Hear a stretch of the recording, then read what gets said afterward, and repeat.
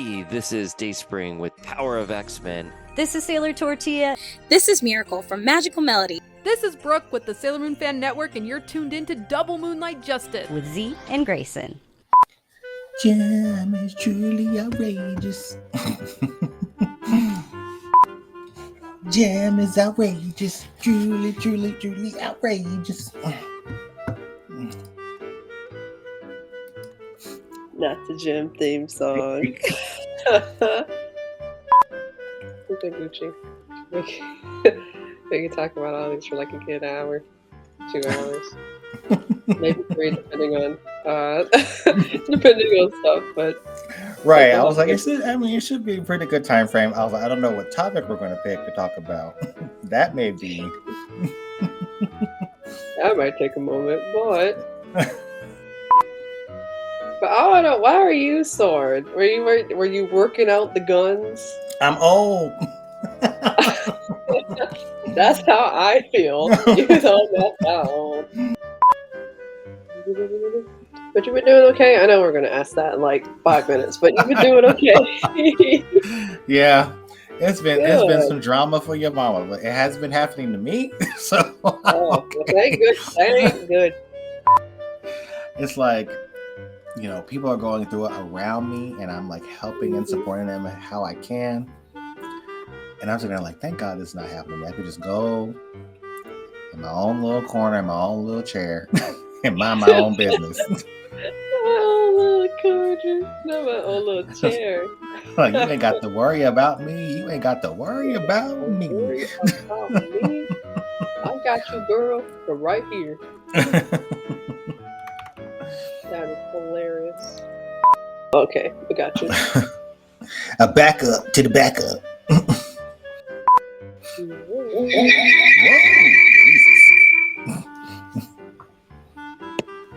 That was so ominous. I know. I like that. It sounded like a demo version of Beyonce's Formation.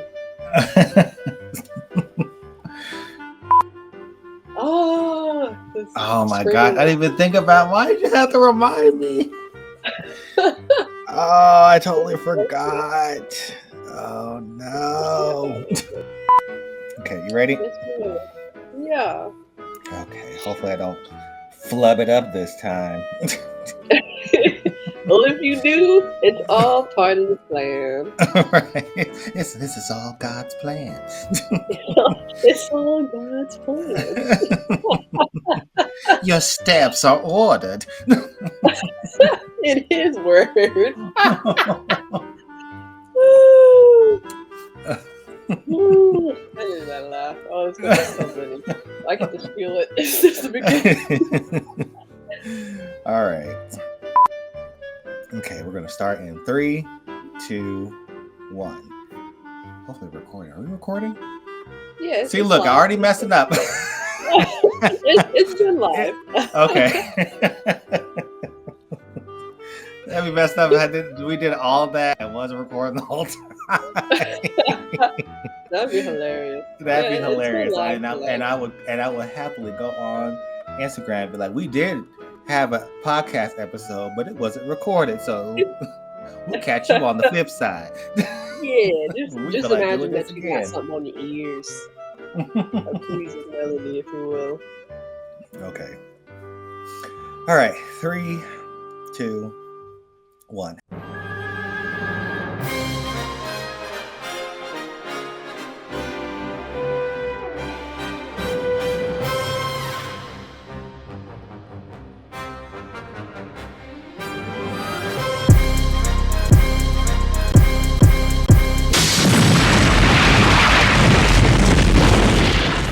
Moonlight, justice.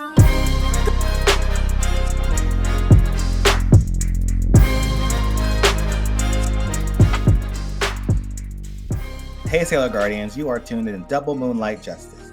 Moonlight Justice is a fan podcast dedicated to the hit manga anime franchise Sailor Moon. I'm your host, Grayson. And I am your host, Z.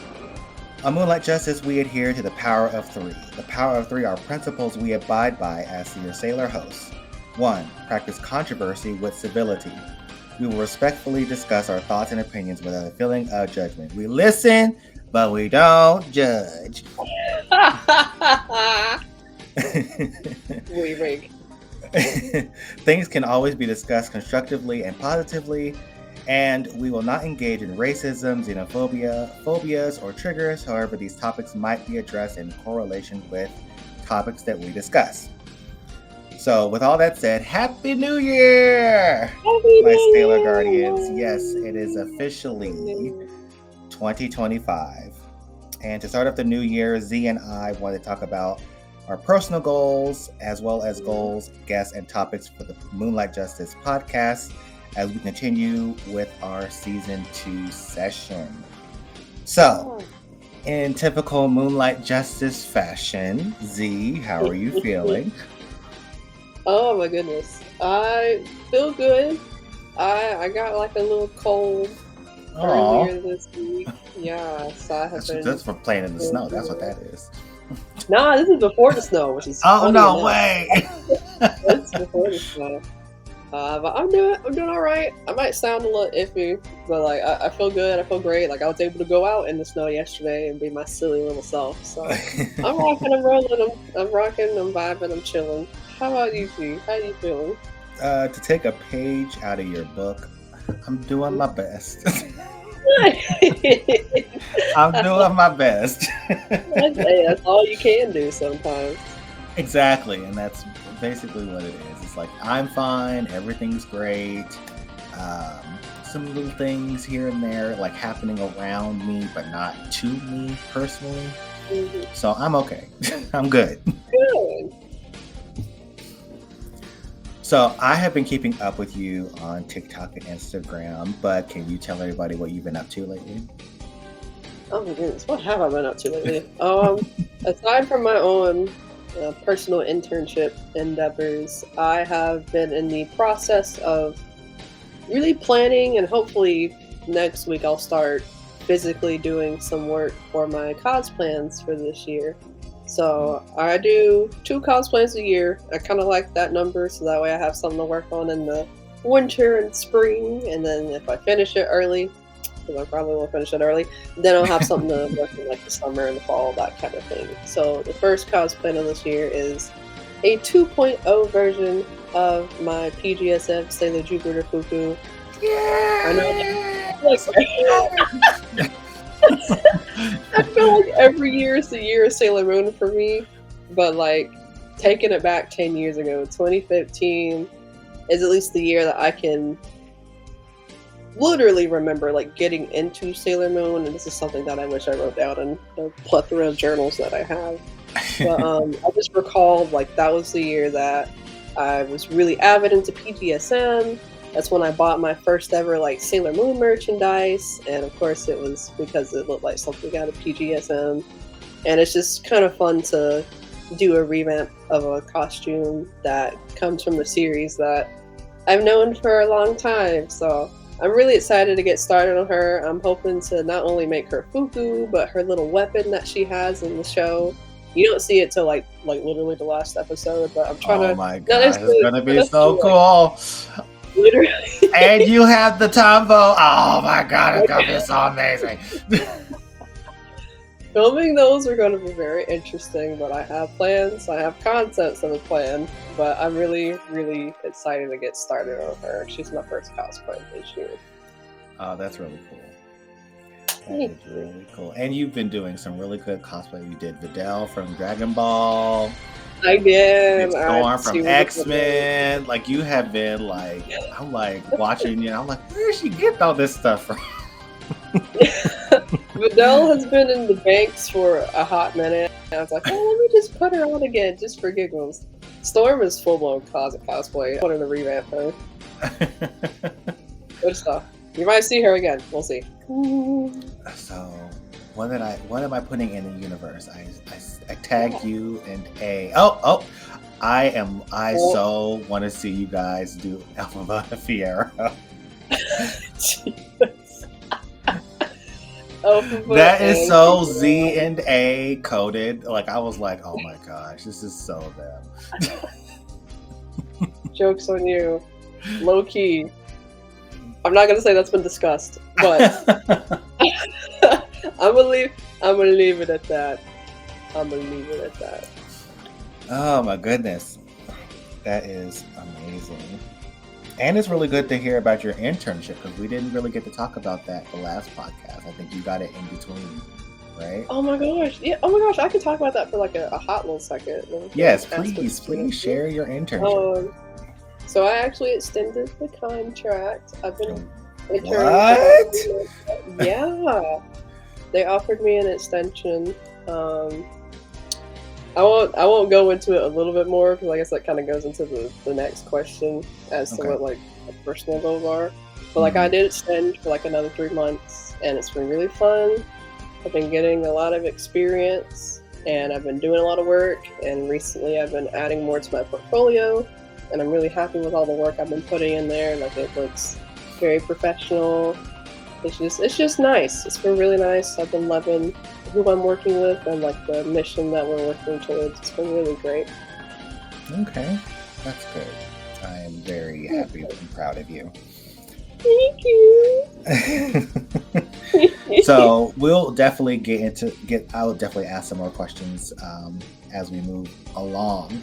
But I know that I wanted to kind of like bring this in because it seems like the TikTok ban is moving forward until it is said otherwise. And so I wanted to get your thoughts on that, as well as where people can find you outside of TikTok.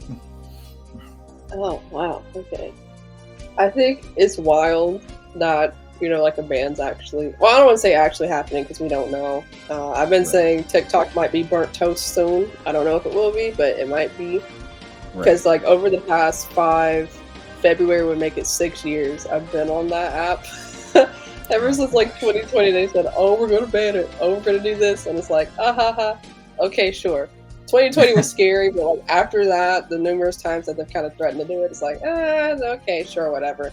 And the fact that this time it seems possibly the most imminent, and I've been very oddly nonchalant about it, like, okay, I guess it is what it is, no matter what. I can say I'm very grateful for a lot of the connections and friendships and memories and more so that have occurred on that app. I mean, that's literally how you and I met. Exactly. Like, so many bonds have been created through that app. And there's just a lot of things that other platforms I feel can't really like replicate when it comes to how TikTok is. So there definitely will be very missed aspects, and it sucks that it potentially might go away because dang, I like scrolling and seeing edits and displays. And I'd be saving like tutorials and things that like you send me or that I find on my For You page, and it's like, where else am I gonna get something like this? Oh gosh. So what about you? What are your thoughts on the ban? I feel like it's kind of unnecessary. I feel like there's a lot more going on, and it's just like, I agree, and I am in line with you with that whole nonchalant thing, because it's like the 2025 bingo card has been pretty crazy already. California's on fire. California's on fire. There's winter storms on the East Coast and in the South. It's just like, it's just been crazy. So it's just, I guess for me, it's like with all these weird things happening in the world, it's like people are focusing on banning an app over national security concerns and stuff like that. And it's just like, so it's bittersweet. I'm just like, it is what it is. Like, I was around when Vine got shut down. We were like, what are we gonna do? And we were fine. Right. Yeah. And we were fine. Yeah. People posted compilations. I was content. Right. So I mean, I guess it's like trying to figure out like how to pivot. So luckily I had been like transitioning to Instagram because I've been getting a better response on Instagram than I have been on TikTok as of lately. Okay. So the only thing is that I was talking about this on the Discord was that I won't be able to do as long videos as I used to do. So it's like that little 10-minute thing was very helpful. Very nice. Very, very nice. But it's like using apps like Instagram and Blue Sky limits me to about maybe a minute. So I think it's just I definitely like am rising to the occasion and being like, you know, accepting the challenge and working within that time frame again, because remember, that's how TikTok started. Like, you got these 60 seconds, you gotta make it work. True. In fact, it used to be 15 seconds. Like, that's how much you got it. And then they extended it to a minute. Right. Yeah, so yeah, I mean, it is what it is, you know. It's like they said the aliens was real. I think I feel the same way about the TikTok ban, same way I feel about the aliens. It's like, it is what it is. Like, okay. It is, I guess this is reality. Just gonna take it in strides, because all right. So are you mainly on Instagram? Yeah, I think I will be predominantly on Instagram. I know I look like I'm probably good at social media, but I really don't think I'm the best at social media. Instagram and TikTok are like my two things. So when a post becomes a thing, then Instagram will probably be where I'm at predominantly. Okay. I won't lie. Sailor Moon Turtle, right? Yes, Sailor Moon Turtle. But I don't know. YouTube just seems like a whole other thing, and it'll probably be something to build blogs, that kind of thing. But I'm honestly, well, I don't know if I should say that yet. There's things that I'm working on in the background for means of documenting my progress for builds and stuff. And it's something that I've wanted to do for a while, and I finally got the kick to do it about 2 weeks ago, I think. I had to get some help on it. But there might be another secret third thing, or secret second thing, as to where you can find me. Okay, that's great. I do like how you balance out your Instagram content with your stories. You're very good about documenting your progress through your stories and using your Instagram reels and photos to kind of like show the final product. So I tried. And I think I kind of copied the same model too. Hey, what works. Yeah. So yeah, I think I'm on Blue Sky and I'm on Instagram, the Sailor Moon guy. I'm like, it feels kind of like the end of an era, you know? Right, like it's been around for a hot minute. Right. Like it started as musically, I think back in like 2016, and then it evolved into TikTok. But like the fact that it might be burnt toast soon is just.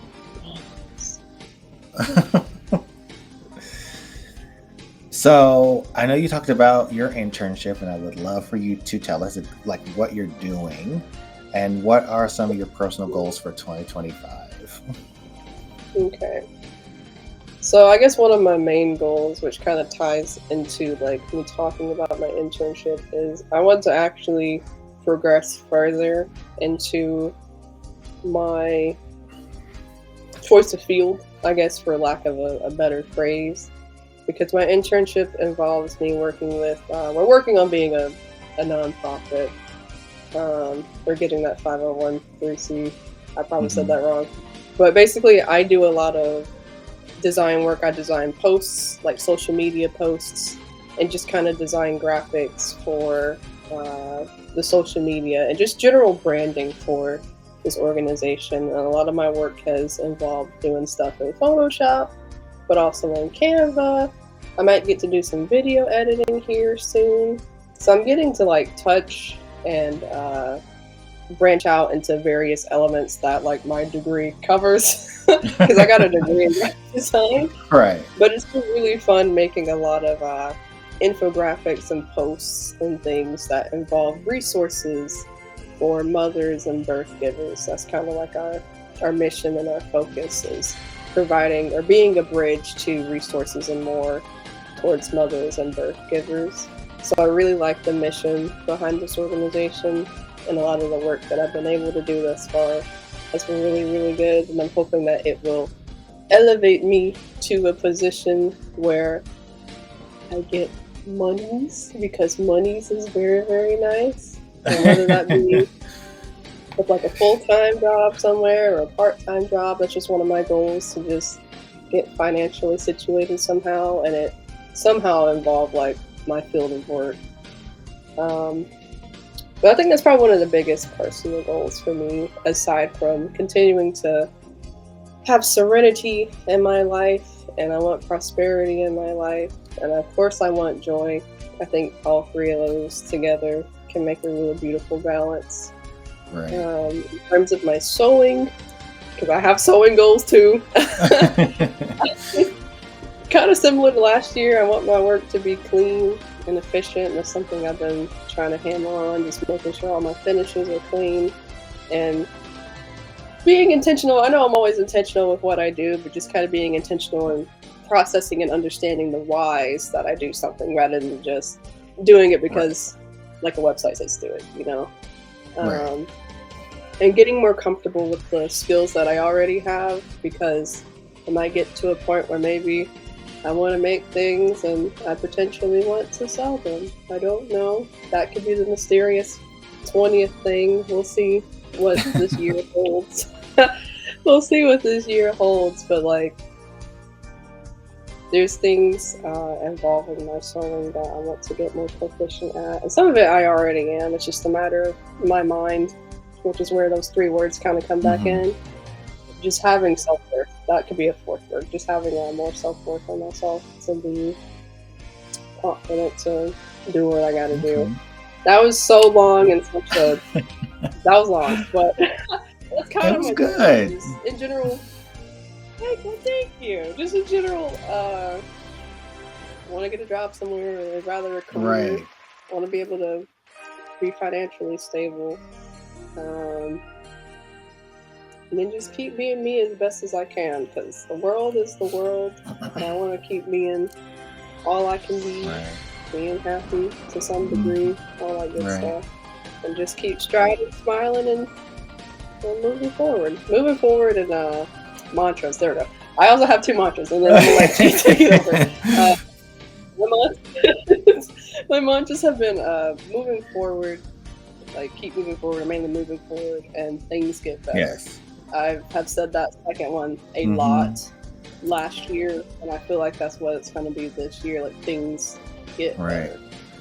Like, it might take a minute, but that change is going to happen, and that change will be inevitable, and that change will be for the better. And it's going to be great. It's going to be so great. So, with all that being said, G, what are your personal goals for 2025? I definitely want that, continue that serenity, the prosperity, and the joy. I think that those are major proponents that I want to focus on moving into the new year. I definitely want to be more creative. I've been drawing more, and I'm actually like surprised by myself, like how well I have been drawing. Like lately I've done a couple Sailor Moon pieces that I've been like shared here and there, and I was just like, whoa, like I didn't even know I had this in me.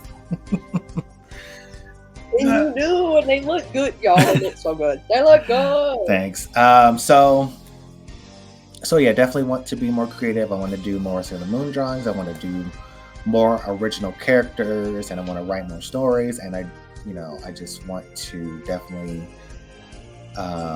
be more creative. One of my personal goals is also to do some DIYing and updating my apartment. Ooh. So I'm looking forward to that. I've been like deep, and it makes me kind of sad about TikTok, because I've been getting a lot of ideas and saving a lot of videos. Right. And I'm just like, if it goes away, what am I going to do? So that's my personal goal for my home. Hopefully, like by the end of the year, I will have some major progress to show. I've taken some before pictures, like from when I moved in and from when I got situated. So now I'm going to be implementing some changes and then taking some after pictures so I can document the progress that way. So definitely excited about that. That's good. And When you brought up storytelling, that made me think of how I want to continue storytelling too. It might be in a different medium, but like, yeah. yeah. We have such it's hard because I tend to get so hyper focused on the task at hand. I don't stop to document anything. I literally just do it. Like, so it's like, for me, it's like the only type of documentation is like, maybe like if I'm done for the day, you'll get like a little progress picture of what I've done so far. But I never like you're really good about that, Z, where it's like you'll be like, this is what I'm doing, and this is how I'm doing this, and these are my goals, and this is how I'm gonna do that. Like, I love watching your stories, because it's like you're like, this is what I've done, and this is what I plan to do moving forward. I'm just like, this is what I've done, and you'll catch me the next time, and then by the next time you catch me, it's done. You'll catch me on the next time. I'm screaming. It benefits in a lot of different ways, because I like to look back on things, because I'm a nerd about memory. So it can help me recall things if I need to do something else, and maybe I've done it before. I'm like, oh, okay, I can kind of see how I did it before. Or if like someone's asking me a question regarding craftsmanship, I can just be like, go to this. Right. This can help you. I don't know if my words can do it right now. It has a lot of fun little benefits. But I love documentation. I love process and the act of progressing and all that good stuff. So I'm sure you can do it too. So, in addition to that, like, I want to continue supporting Miracle and the Magical Melody series. The fan Instagram has 100 followers, and that's a little milestone for us, because we're the very first fan club for Magical Melody, and I've been doing some edits that way. So, I'm still going to be like creative online, even if it's not through TikTok. But it's like, I think the Magical Melody Symphony is kind of like showing me life beyond TikTok, because I don't post any of the edits that I do for the symphony on TikTok. They're mainly on Instagram. So there's that. I got asked to join the Fighter for Love fan dub, which is and so for those who don't know, Fighter for Love is a fan dub team that is doing a Deke style fan dub of Sailor Stars. That's so cool. And I have been following them for years, and I recently have been speaking with Korza Moon, and like, it was just like, he was like, oh, I like your work, and I was like, I like your work, and it was just like, we just clicked, and he was like, hey, I really would like you to, join the team. You can be a production supervisor. So I just previewed episode 188, which is the episode where the Sailor Starlights and the Inner Senshi reveal themselves to each other on the plane. So I was able to preview that episode, and it actually comes out today for Fighter for Love. So that is coming out. So it came out today, so it's available to watch. I'll make sure I link that in the podcast, as well as on my stories, because it is out. So I'm really excited for that, and I think that's everything. Oh, and I'm working on Act 4. And one more thing. It has been. So it's like, like I said, I've been trying to get back into my creativity, and I have been slowly but surely like writing Lost Soldier again. I know that the last podcast I said, oh, I'm going to start, but then the holidays came. Right. And I was like, I don't want to do anything during the holidays.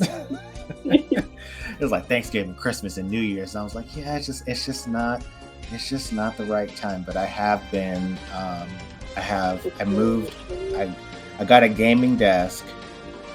Oh, that's another thing that I've been doing too. Oh my gosh, I'm doing too much. Like, I was literally thinking, like, why do I have so much going on? But I bought a gaming desk because I started a streaming channel with two other friends of mine, and we play Final Fantasy 14. Oh, So I bought a desk, and it was in my living room, and I moved it into my game room. So now that I have it in my game room, I've also been able to use it as my computer setup. So now that I have a space where I'm able to use my Sailor Moon keyboard, I definitely feel like this is a more creative space that is conducive for me writing things like Lost Soldier, because it's hard, and I think Z, you can attest to this. It's hard when you're like on a bed or on a couch with a laptop trying to do stuff. Goodness. Yeah. I sadly have gotten accustomed to it, probably because of college. But like, it is sometimes just having a space dedicated to doing your work, like your creative work. I don't know. It can add more motivation. If that makes sense. Right. Yeah. I can't.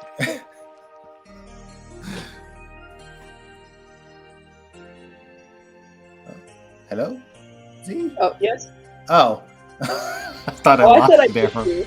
Huh? No, I just went quiet. Oh, okay. I was like, Yeah. what else is she saying? Well, No, that was it. okay. Yeah. So, yes. So I think that's that, and I think that was just part of like my transition and moving into my apartment, because I've only been here for a couple of years, but definitely working on my laptop at a dining room table. Even doing the podcast feels different now that I'm at my desk, because over the past year or so for the podcast, I've been at the dining room table, and then I had to get away from the dining room table because the dining room table was glass, and I would always like tap the glass and I could hear it on the podcast. And then I transitioned to my couch, and I had like this little coffee, my friend gave me this coffee table, but before that I had like little dinner trays. Oh. And has to have the dinner trays, and it was just like, oh, this is so, it was ghetto. It was ghetto. It was the ghetto. And it's like, even when my friend Brent was on the podcast, that the lost episode that we have to re-record at one point in time. Yes. We were both like sitting on the couch sharing the mic and the laptop. It was just like so. It was just awkward. I gotcha. Like sitting back and like leaning in to like talk to the microphone, then leaning back so Brent could say something. I'm like, this is good. This is ghetto. Hey, we're moving on up. Right. So now that we're moving on to bigger and better things. Yes. So, we have our personal goals for 2025 for ourselves, and we're looking forward to seeing those things and supporting those things. But as a unit, as Double Moonlight Justice, what kind of goals do you think we should have as a podcast, as your Sailor host? That's a good question. I guess this is kind of like a big time goal, but shoot for the stars. You never know what you'll catch. If you say what I think you're gonna say, I'm gonna scream. I was gonna say we should do something at a convention. Yes. Yeah. Yes, I was like, I would love to just go to MomoCon or something like that, and just have a panel. Have a panel talk about Mooney stuff or podcasts. I don't know, but I just think that'd be really fun. And then maybe that's also the year that we have our little icons, like our stuff made. Right. I think that'd just be cool, just showing up somewhere officially as Double Moonlight Justice. I think that'd be really cool. I think that would be really cool. I think that should be a goal, even if it's something that we work on through 2025, moving into 2026, or midway, like the first half of 2025, and then hopefully the second half we'd be able to do something like that. We'll definitely work on that. I think that'll be a lot of fun. So yeah, I was literally thinking about that last night. I was like, it'd be really cool if we could do a little panel, like that'd be so much fun. Good time. Yeah, because I think as a podcast, I think that for us doing this like over a year or so, because it's only been a few years since we've done this, and I think that we found like a nice rhythm, a nice cadence. We definitely have evolved. Yes. And changed over the years and stuff like that. And I think that we have really good energy. So that's really good. So I think as far as the podcast, because even our, like, I know that recording has been kind of sporadic for 2024 just because of all the changes that have been happening.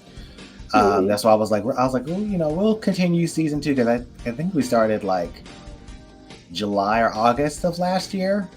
Yeah, it was like midway through the year. Yeah, so July, August will be like the end of our season 2, and then we'll be moving into season 3. But it's like, I know that it's been sporadic, and then we lost that episode, so it's like it seems like we haven't recorded in forever. So.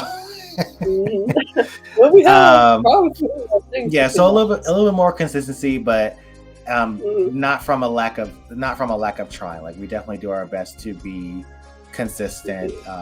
Z will message me and say, hey, we should do a podcast, or I'll message her like, hey, when you're free, do a podcast. So it's like, so yeah. What else? So we have not done this yet for this season, but we have not brought any special guests yet, and I was wondering if there was anybody you had in mind that you wanted to bring on in the future. Yes. Oh my goodness. Yes, I'm about to name drop. There are so many cosplayers that I would love to, and this kind of feeds into another question, but like there's so many cosplayers I'd love for us to invite and to bring on here. I think of like Lucero cosplay, the Geeky Seamstress, Empress Jasmine, Vicky Rain, Katie cosplays. Like, there's just so many Mooney cosplayers. Sparkle Pipsy, maybe that's like a dream. I just think it'd be really cool to have like a lot of Mooney cosplayers on here to talk about. I agree. Facet of the Mooney community, but I'll delve into that more a little bit later. But those are just a few off the top of my head that I'd love to see on the podcast. Right. And we did have plans to do a cosplay podcast, but then we ended up canceling. So yes. So I'm glad we're putting that back on our podcast schedule. Yes. So since we're talking about things that we didn't get to see come to fruition, I definitely want to do an English adaptation podcast, and I think kind of like a comparison contrast between the original Deke English dub and the Viz Media dub. So I think that would be really cool to see. I already talked to Korza Moon about joining the podcast, and he's very nervous. Oh no, that'd be nice. But he's very knowledgeable about the Deke dub as well as the Cloverway dub, as well as the Pioneer and Optimum dub. So, that's fun. And that's one of the reasons why I want to have him on, because he's even teaching me things that I don't know about the English dub. So I think that having someone like him on the podcast would be great, as well as some other people that are like that enjoy the Deke style. And I think that shedding some light on what that's like, because it's definitely a product of its time. And I know that we have talked about media in general, like how it has evolved from the 90s until now. So I definitely would like to dive into that a little bit more. So that's something to look forward to. Yes. I'm trying to think, was there anything else that I wanted to do? I'd like to do like character analysis stuff. I know we chatted about doing an episode maybe about Mamoru and just like his background and things that are commonly said and like Yes. what he's actually about. But just character analysis in general, I think it'd be really fun just talking about certain characters. Yes, that I do remember. I was thinking about that last night too, where it's like we definitely talked about the discourse regarding Mamoru and things like his age discrepancy that people tend to put on him as well. Mm-hmm. I don't know who I was talking to about that. I was talking to a good friend of mine, and we were talking about like online discourse, and it was a video that I posted. It was a video that I posted, and someone said, "Seiya would never do that to Usagi." Oh. And I guess for me, and we may end up talking about this a little bit later, but I did want to kind of like do like a little side quest here. I have no issue with people that love the Seiya Usa ship. It just bothers me when people have to tear down other ships to get there, and I think that's basically what it is, because it was like, gosh, I really wish I knew what video it was. It'll come to you. Yeah, it will. Let me check my TikTok real quick. I guess that could be like an umbrella for like maybe fanon versus canon. Like, I don't know if that'd be a good title or not, but just talking about things that are fanonized, for lack of a better word, and then like does it translate to canon? If that makes sense. It's like, yes. So that's what it was. Okay. So that's what it was. I did a mashup. Oh, you're from Charmed. So I used Charmed audio, and it was the episode where Mamoru had broken up with Usagi. Oh. And it was right after the battle against the droid, and they were talking to each other. So I used an audio from a Charmed episode, which is one of my favorite Charmed episodes. And, I'm a Charmed fan, so hopefully people know what I'm talking about. But Leo became an elder and had to leave Piper. So Piper, at the time, had become a goddess, and she didn't want to give up her powers because she was sad, and so she went to go see Leo. Was asking him to come home with her, and why he was leaving her and stuff like that. So I used that audio with Tuxedo Mask Sailor Moon, and somebody in the comments was like, Seiya would never do that to Usagi, and I'm just like, well. Well. Like, and I think it also kind of like attests to Mamoru's age. Like, Mamoru is a teenager just like I think he doesn't make the best choices. And I think that him breaking up with Usagi was a choice that a teenager would make after having a premonition that she's gonna die. Like, like how, like if you try to think of like a teenage brain, yeah, I will probably do the same thing. Recently, ironically, just the conversation about this is with H2O, completely different form of media, right? But how like teenagers, they're gonna have like a teenager mindset, for lack of a better phrase. So like a lot of the choices and things that they make, from our outside perspective, especially if you're older, it's gonna be different from if you were in that moment when you were younger. So like, you got your big brain now. Right. Things will be a little different. Choices will be different because you have a better understanding, you have a better grasp, and a lot of that stuff you learn through time. It's not something that you're going to get immediately. So I think that'd be an interesting conversation. I agree, and I think it's also kind of like, an indicator of the time, because while people tend to praise Seiya for his pursuit of Usagi, I don't think it would fly today the way it did in the 90s. I don't think so either, personally. Because consent is a big thing, and accepting no as a sentence and an answer to people's advances and stuff like that, I think is also indicative of how things are today in comparison to then, where it's like what was acceptable back then is not acceptable now. And I think that in general ties as a whole to how people apply today's standards to yester's media, which I think tends to be a problem, because I think it's also kind of like, and I think it's also a part of applying adult perspectives to, young adult media.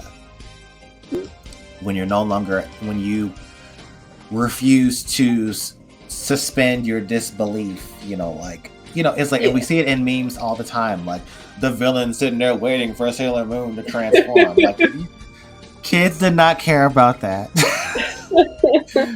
Little adults, low-key don't care. Hi, take all the time you need. Or, it's like, and I think that's something we need to talk about too, is like the memes. Like, it's like Tuxedo Mask, he came and he did nothing. And it's like, I think him losing his purpose as well, where it's just like, he was designed to be a support character from the beginning. And I think that people have lost sight of that, because it's like, you've done, it's kind of like get to the point to where it's ad nauseum. Yeah, it's like the Sweet Home Alabama, the Cousins comments, like, I'm like, oh my god. It's like, I guess it's just like part of the culture, like it's always going to be a part of culture. It's never going to change, it's just like 2024 going 25. I'll see you next year. Got you.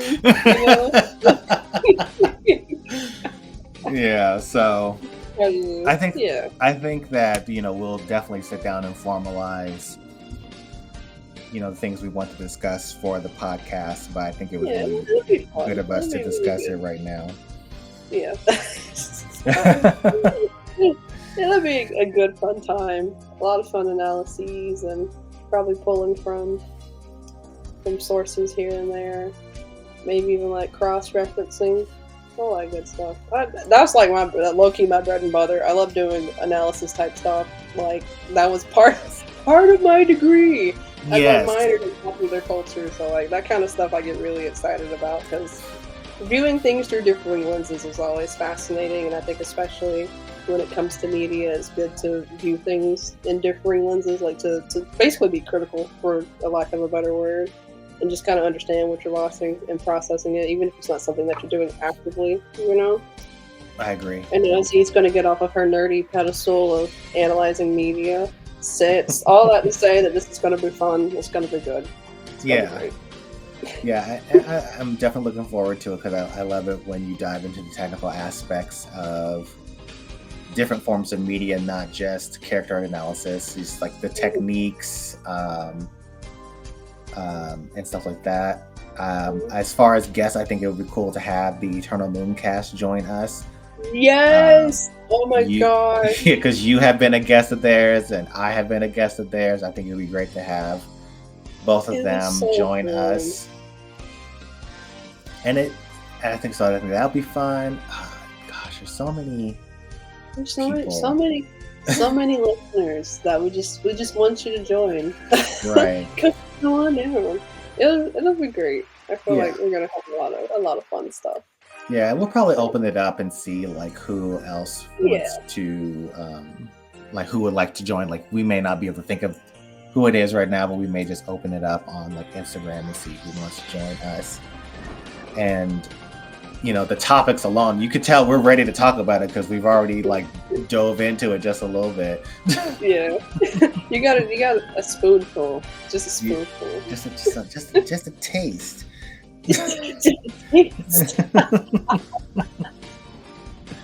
Oh, that's screaming. Yeah.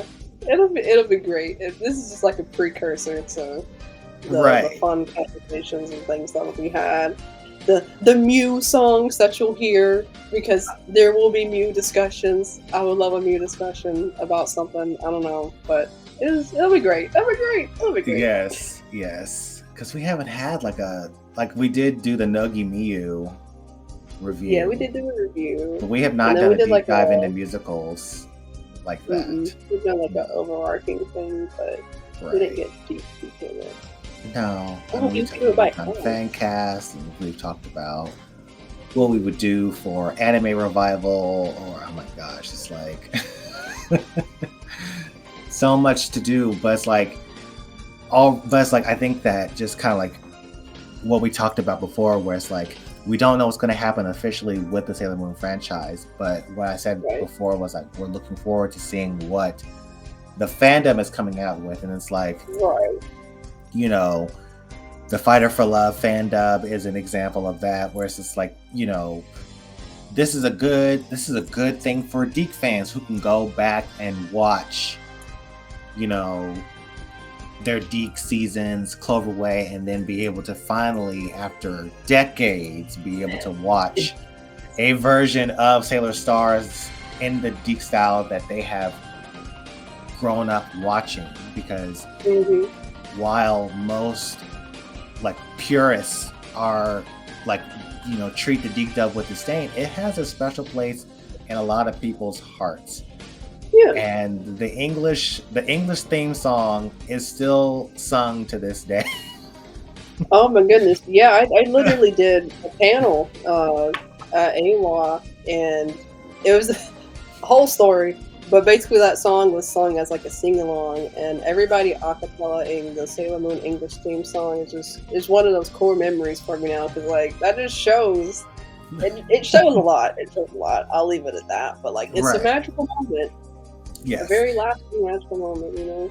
Yes, it's like they still, I mean, it's like they are still called Sailor Scouts by some fans. Some people only know them as Serena and Darian, and that's perfectly fine. Mhm. But it's just interesting to see like the discourse too, because in like a video on TikTok, someone was like, "Oh, it's Serena and Darian," and someone was like, "You mean Usagi and Mamoru?" And it was like they're all the same characters. It's perfectly fine. Different names, different versions. Right. It's like at the end of the day, it's all Sailor Moon in one way, shape, or form. So. Yeah. That's kind of we got guests, like dream guests and things. We've got our like topics that we want to discuss and explore. Mhm. Many topics. So is there one in particular that's sticking out to you that you're like, oh heck yeah, this could be like the first thing we delve on into? Probably the Mamoru one for sure. Okay. I know that I wanted us to pick a topic to kick off, you know, the new year and stuff like that. Mhm. I don't know if Mamoru is the topic to discuss because it is very nuanced Yeah. and it definitely dives more into analysis. Yeah. I would like us to be better prepared for something like that. Yeah. Have all our facts straight, because you know people are going to be like coming for us. Oh, please don't come for us. But we've been very fortunate. Like nobody has really like come out of a bag on us for the things that we've talked about on the podcast. So Yeah. I think We'll do our best. yeah, I think they you know charge it to our head and not our hearts. Our hearts are in the right place. We definitely are Sailor Moon fans. We definitely do our best to be respectful Mhm. of Sailor Moon fans, as well as the medium itself. So I don't think that anybody thinks that we're coming from a place of Like malice or anything. exactly. And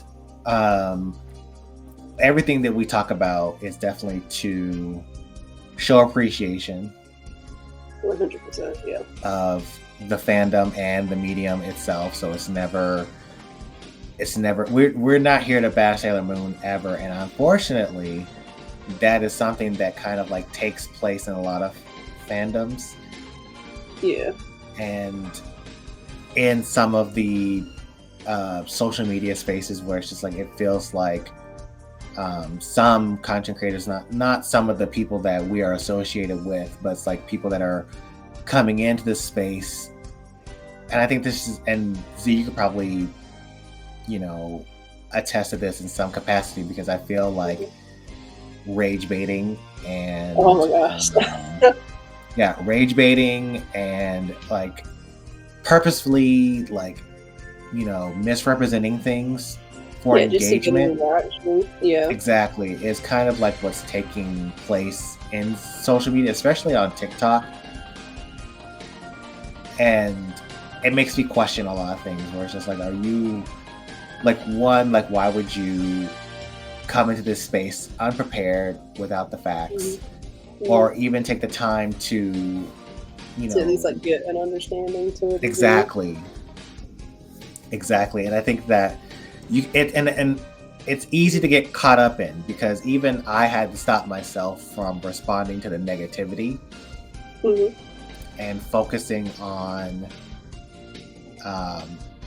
what my intentions were with my TikTok, where it's like I'm not here to engage with negative comments and hate and stuff like that for views and engagement, and that's not why I was doing it, but it was like it's easy to get caught up in that discourse. So I think it's like being intentional and mindful about how you are engaging in the fandom as well as content creators. So that may be something we need to dive in as well now that I'm thinking about it. There's like fandom culture within like maybe the Mooney community and overall. Yeah. Okay. Yeah, like so, you know, like social media, like engagement in the fandom and in social media, being content creators, even in cosplay, it tends to be like there tends to be unnecessary discourse as well. Yeah. Yeah. A little racism. Yeah. Just a sprinkle, you know. A little, and the sad part about it is that it comes from places that you don't expect it to come from. Yeah, that's what be hurting the most. To be so sincere. Right, and like I have had people comment on videos saying like, oh, Sailor Moon's not Chinese, or she's not Japanese, she's a white girl. And it's like, you're from Mexico. Like, why are you saying that? like please, can we come back to the consensus of knowing, because this is that you're not passing the vibe check. Right, and like you know, it's like for clarity's sake. You know, because Usagi is blonde with blue eyes does not make her white. She is Japanese. She's Japanese. She's from Japan. She got Japanese parents. She lives in a Japanese house. She's from Japan. She is Japanese before she is anything else. But like the same comments are like towards Pluto. Like, yes, Pluto is dark skinned. Pluto is Japanese. No matter how dark she is. So I think it's just like it's very interesting. Yeah. See, so many cool things will be discussed. We'll talk about some stuff and give it some nuance and some deep diving. Yeah, and we'll bring on, you know, people to bring their perspectives. Like, we're definitely not like saying that we are the experts and what we say is law. But I think it's like making sure that, you know, we are bringing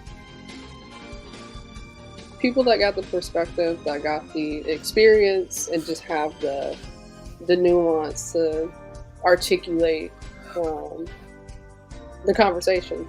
Exactly, because unfortunately, with one thing that is a big proponent of the Sailor Moon fandom is misinformation, and it has been prominent since the 90s, before America found out about the Japanese version and the different characters and stuff like that. So it's like there's a lot of speculation, and I think that's one of the reasons like why I started sharing some of my musings as a teenager growing up with Sailor Moon, because I was making shit up left and right.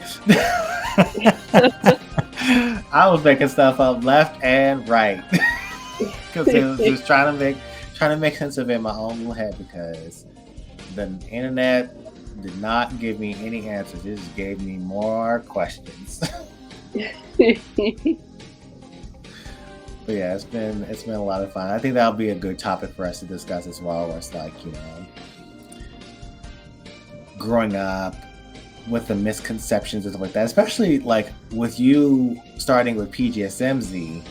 Yes. And then going into the anime, I'm just like wondering like what was going through your mind as a kid. And maybe that's what we should be talking about. It's kind of like our musings from our Sailor Moon journeys and stuff like that. Because it was just like, I know you started with PGSM and then you went into the anime. Yeah, it was like it was an amalgamation of things. Honestly, like it was live action, and then like Crystal was still airing, and then the Nell K-Muse were coming out. I want to say Petit d'Estranger had just dropped, or like it had been out for a hot minute. It was 2015, and it had been out for a hot minute. And then the Bandai Muse were on YouTube, and I was getting those recommendations because I was watching Sailor Moon stuff. So that would be a big old discussion for another day. But I think that would be really fun, just kind of talking about our Sailor Moon journey and like the influences and our thoughts. And what if that's our first topic? I think that should be our first topic for today because the comparison and contrast, I think, is, and it doesn't really require a lot of fact checking on our end because it's our own personal experiences. Yeah. But I definitely want to kind of like compare and contrast our experiences because it's like I got into Sailor Moon like in the mid to late 90s where the internet was not as prevalent as it was now. Mm-hmm. Whereas when did you start watching PGSM?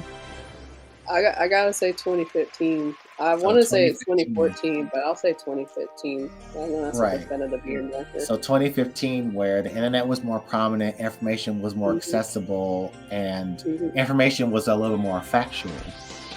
Yeah. So to kind of like kick us off, I said earlier, I have been sharing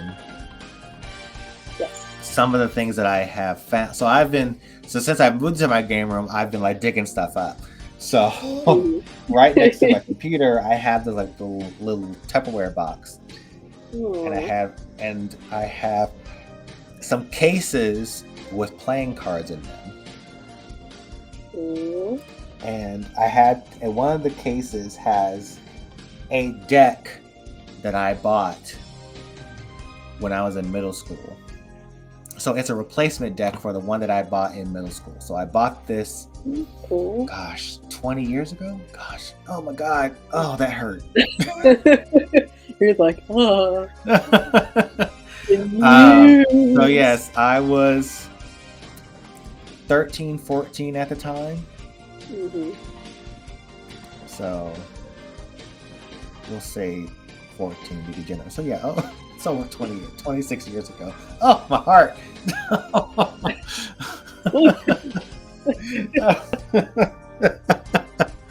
Oh, that's why I'm sore. Yep. So yeah, it's over 2 decades ago when I bought these cards. So if anything can tell you that I'm a Sailor Moon fan, that I have had this deck of cards. This deck of cards since I was a teenager, 14, and here I am, 40, and I still have the same deck of cards. I'm a Sailor Moon fan. You were deep in the Mooney community. You are a fan. So a friend of mine had these cards, and I was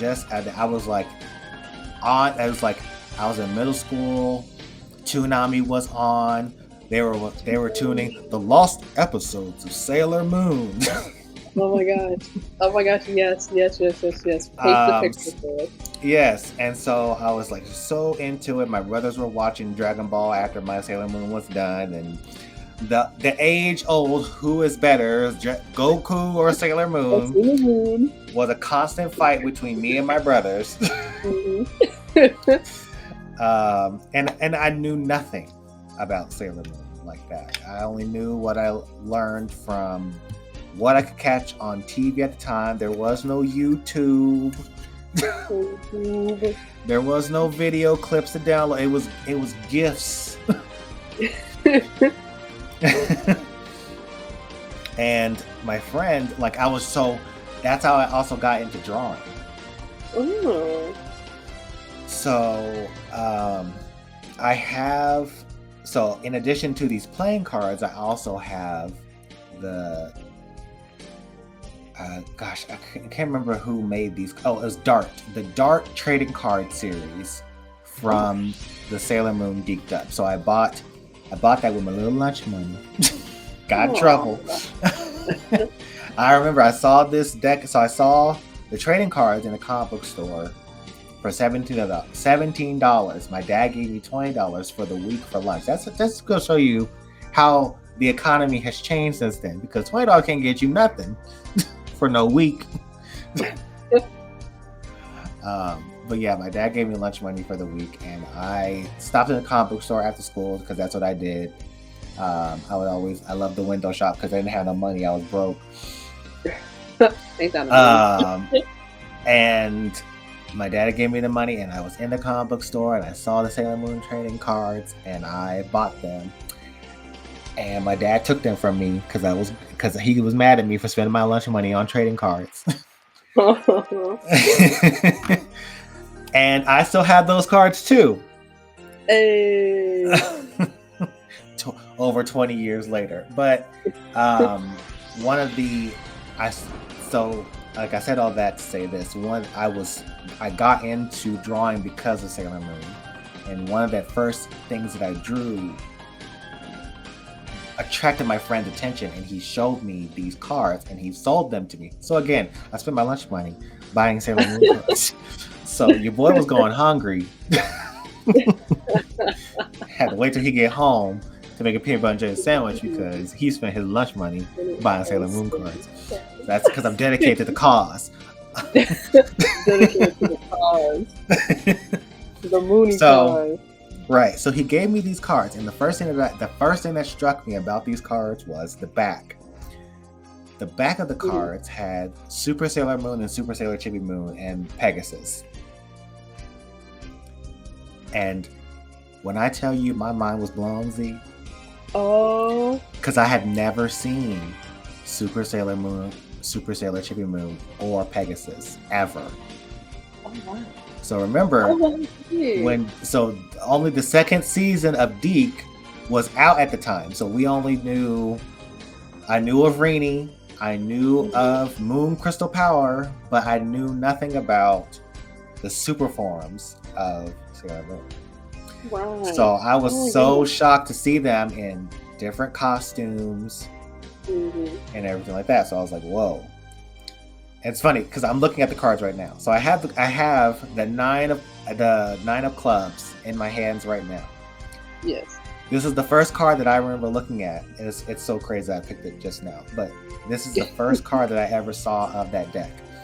And it has Eternal Sailor Moon, Chibi Chibi, the Super Inner Senshi, the Starlights, and the Outer Senshi.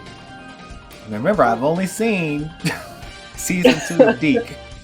So I was like, I didn't know who Chibi Chibi was. So the first thing that came in my mind was Sailor Moon had a baby. That's what I thought. And I mean, it makes sense. Yeah. I mean, it was just like, so that's what I'm saying. It's like the connection that your mind, the pathways that your mind makes, trying to make things make sense. So I was like, right. Oh, like in my mind, because this was so later, because it was like, and I was going by what my friend was telling me too. So he was like, yeah, like Sailor Moon's 18 here. And I'm like, she is? She gets older? Right. So it's just like, he couldn't tell me who Sailor Starlights were. He told me they were the Sailor Lesbians. So that just goes to show how much he knew.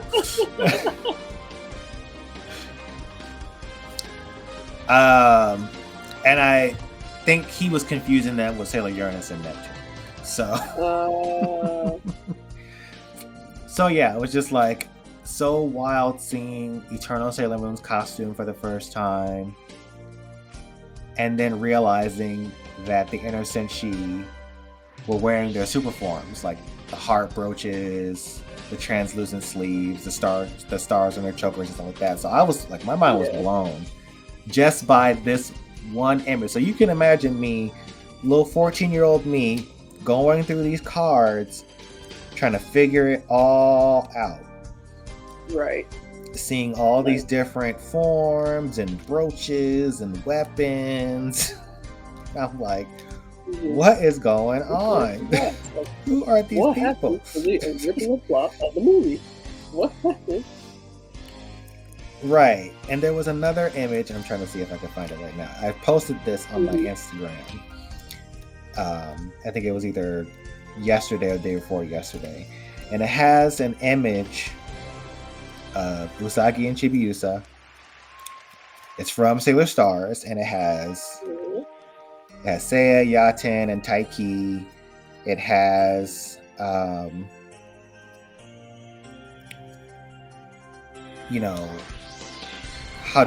and Michiru in there. And there's this image of and part of the background there's Motoki, Mako-chan, and Unazuki. Right? So remember, my friend told me Sailor Moon grown up at this point. Like, she on her way out of school. She 18. Yeah. So I was like, okay, well, Sailor Moon's 18, and they're all like adults or getting close to adulthood and stuff like that. So I, in my little teenage brain, thought that Andrew or Motoki and Mako-chan got together and had a child too. Oh. And turns out I was completely wrong because it was Unazuki, Motoki's sister. But I was like, she had the same ponytail as Mako-chan. Like, how you doing? You are the father. Oh, I love this. This is such a beautiful journey. So yeah, it was just like, so this kind of like started me on my journey. And I was thinking about this the other day too, because I was driving.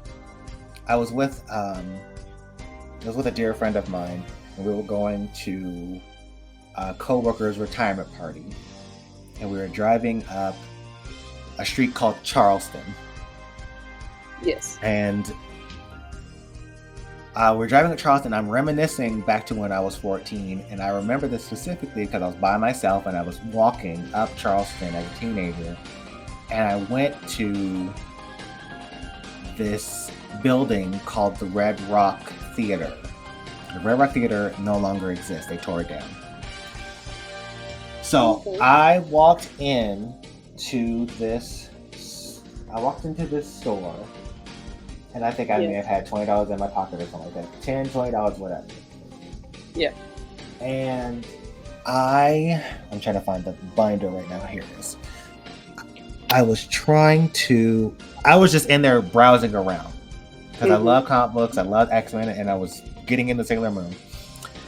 And I found another Sailor Moon deck while I was there. And I bought that with my lunch money. Again, with the lunch money. Dedicated to the cause. I went hungry for Sailor Moon. Again. They had no lunch as a kid.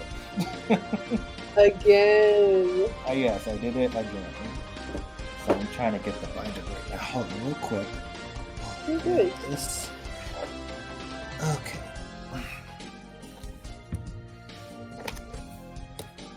So yes, I can't believe over 2 decades later I still have these cards. I'm flipping through the pages right now.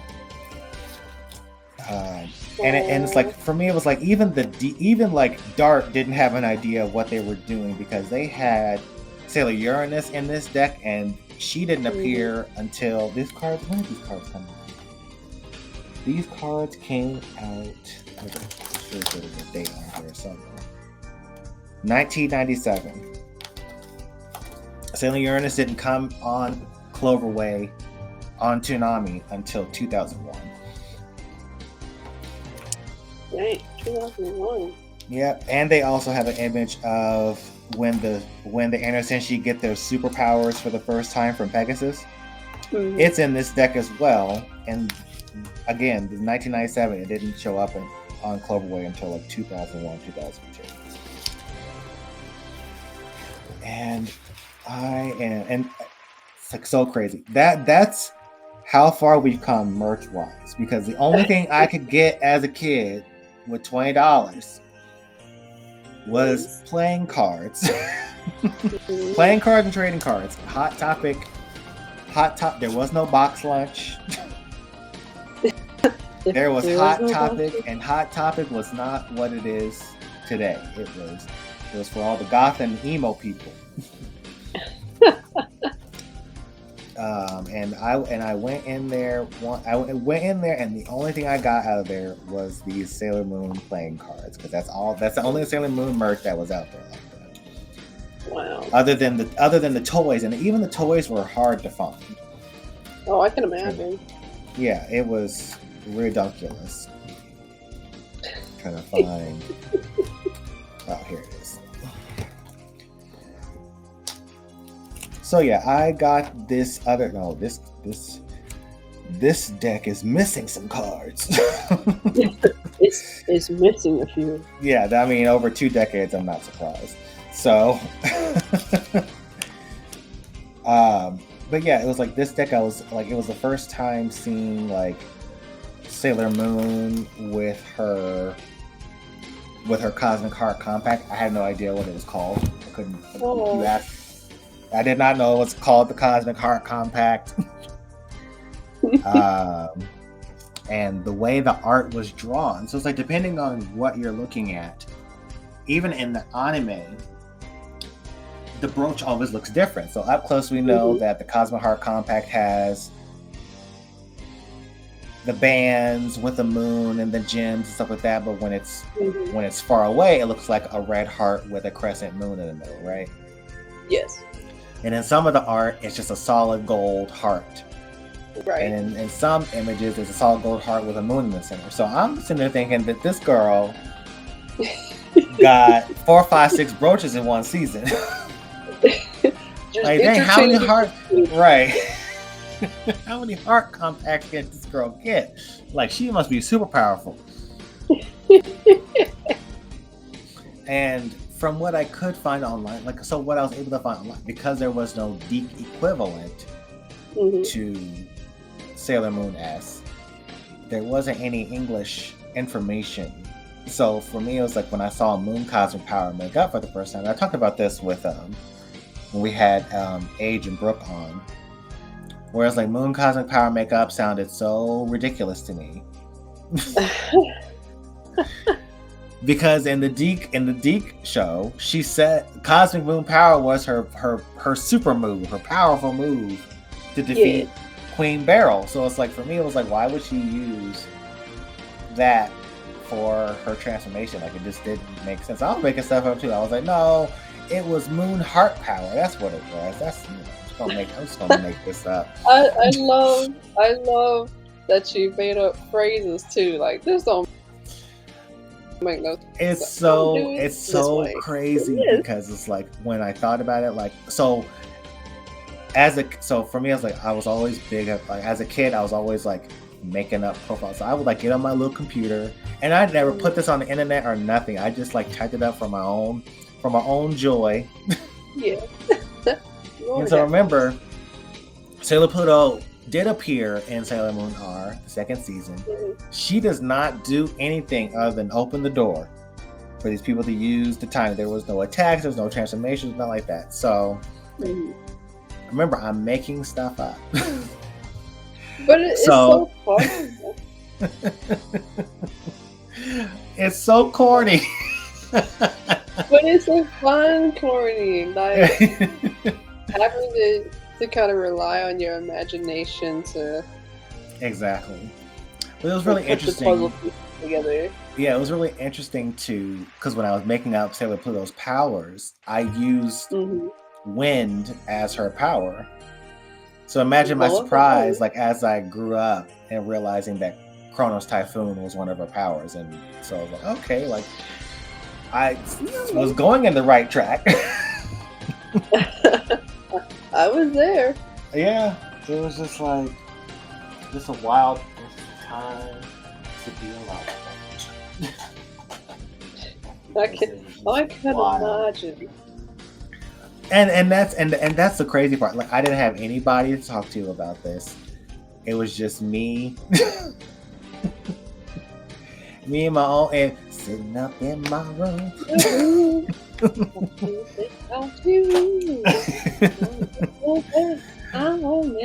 Yeah. Oh, I love me some brandy.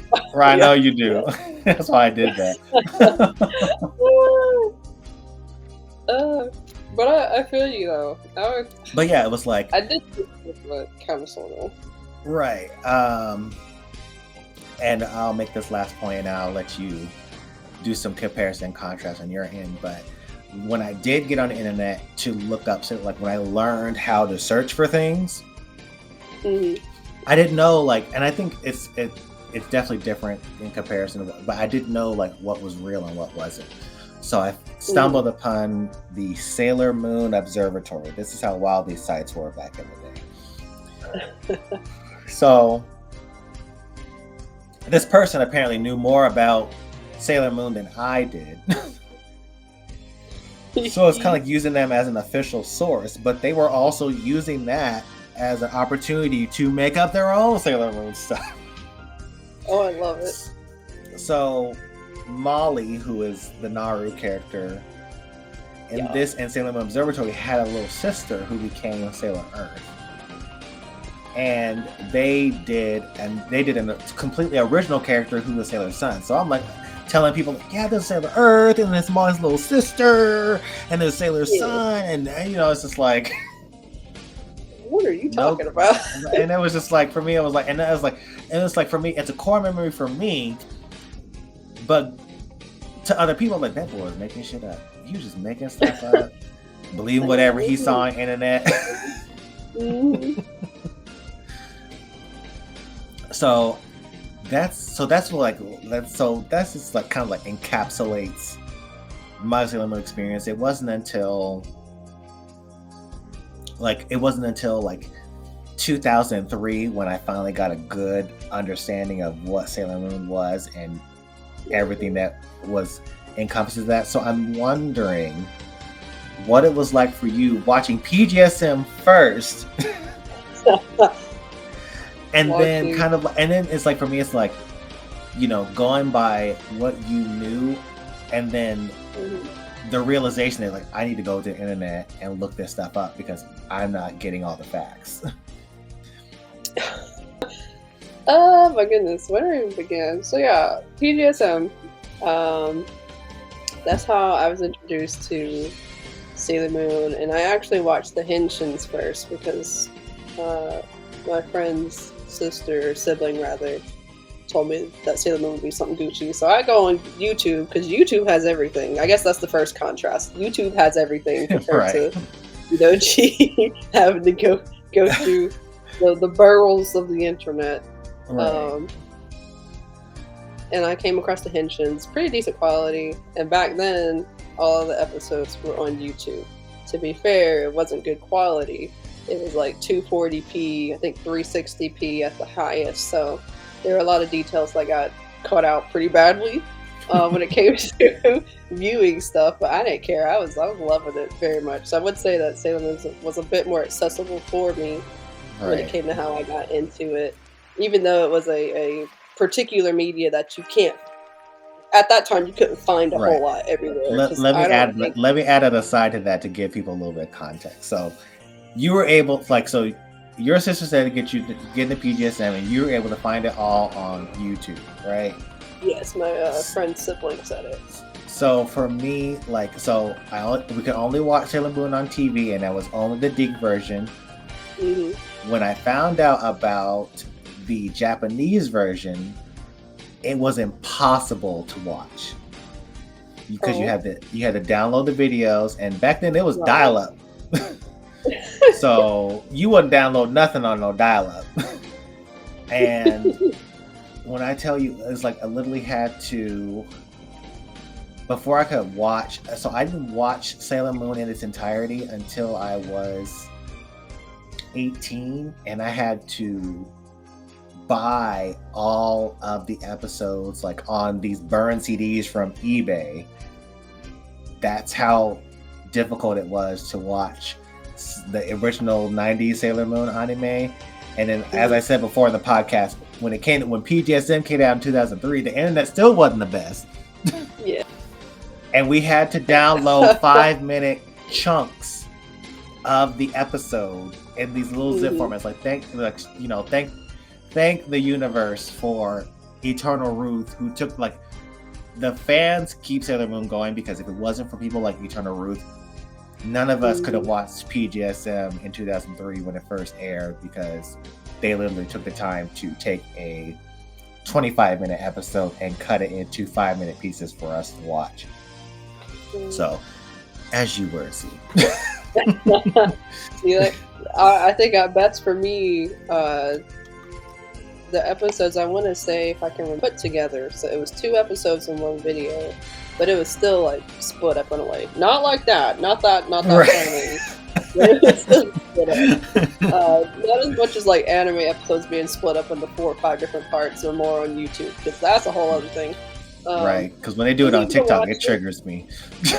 Right. I was able to watch it, and I thoroughly enjoyed it, as y'all know. Right. And that was kind of my foundation for Sailor Moon. I didn't think that there was necessarily more story, if that makes sense, because PGSM had a beginning and an end. And going into, I guess I'll say Crystal next, because Crystal was what I kind of was getting into after that, and kind of getting caught up on season 1 and such. It's like, oh, okay, so this is kind of like PGSM. This is kind of doing what they were doing. Oh, no, it's not. Oh, wait, there's more? Oh, wait, the generals die? Wait, Venus is still here? Wait, hold on. That is wild to me. Hold the phone. Like, season 1 alone just took me for a storm, because so many things happened that did not happen in PGSM.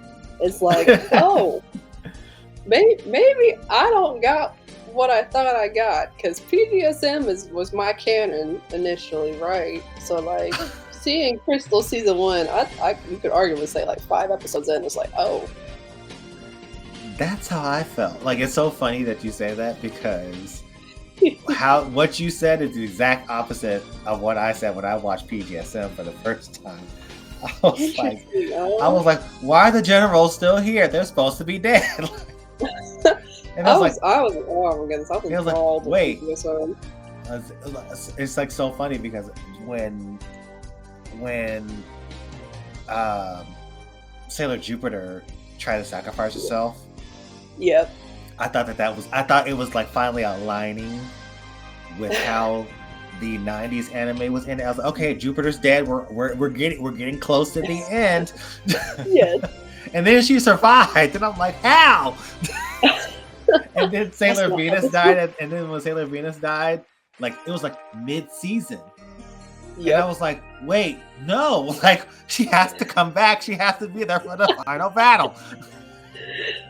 And then they went, nope, you thought she was. It turned left on me so hard. I still got whiplash from PGSM.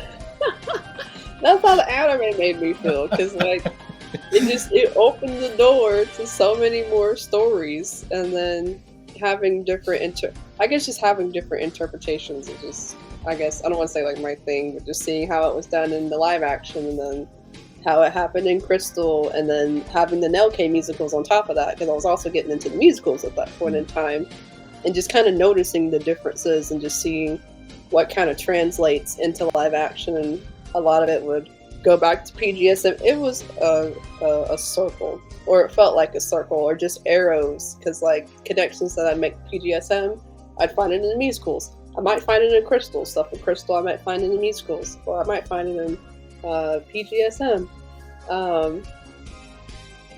But I guess after that that's when I started getting into the 90s. A lot of it, like I mentioned, was just an amalgamation. Because at that point in time, I guess another soft little contrast, Sailor Moon was having a revival at this point. Because Crystal came out in, what, like 2013?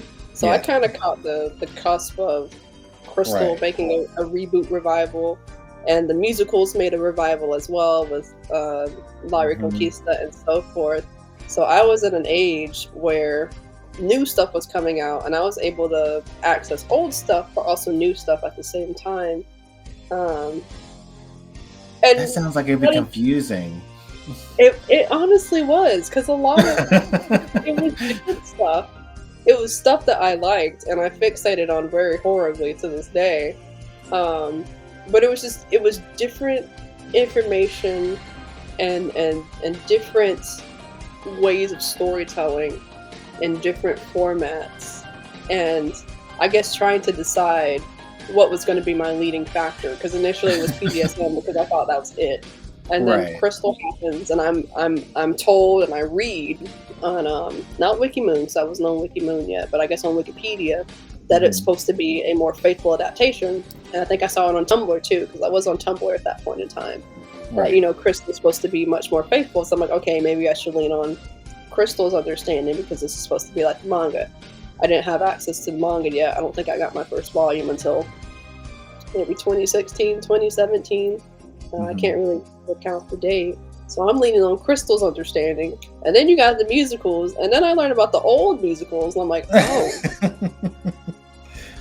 Like, it was a lot. Like, it genuinely was a lot. I think I kind of had to compartmentalize how I was viewing and how I was receiving this information, because a lot of it overlapped between 2003 PGSM to 2013, 2014 Crystal, watching that 2015, and then season 2 was about to come out, or was in the process of doing it. And then the Noke musicals were a thing, and then Bandai musicals were recommended to me. Oh my gosh.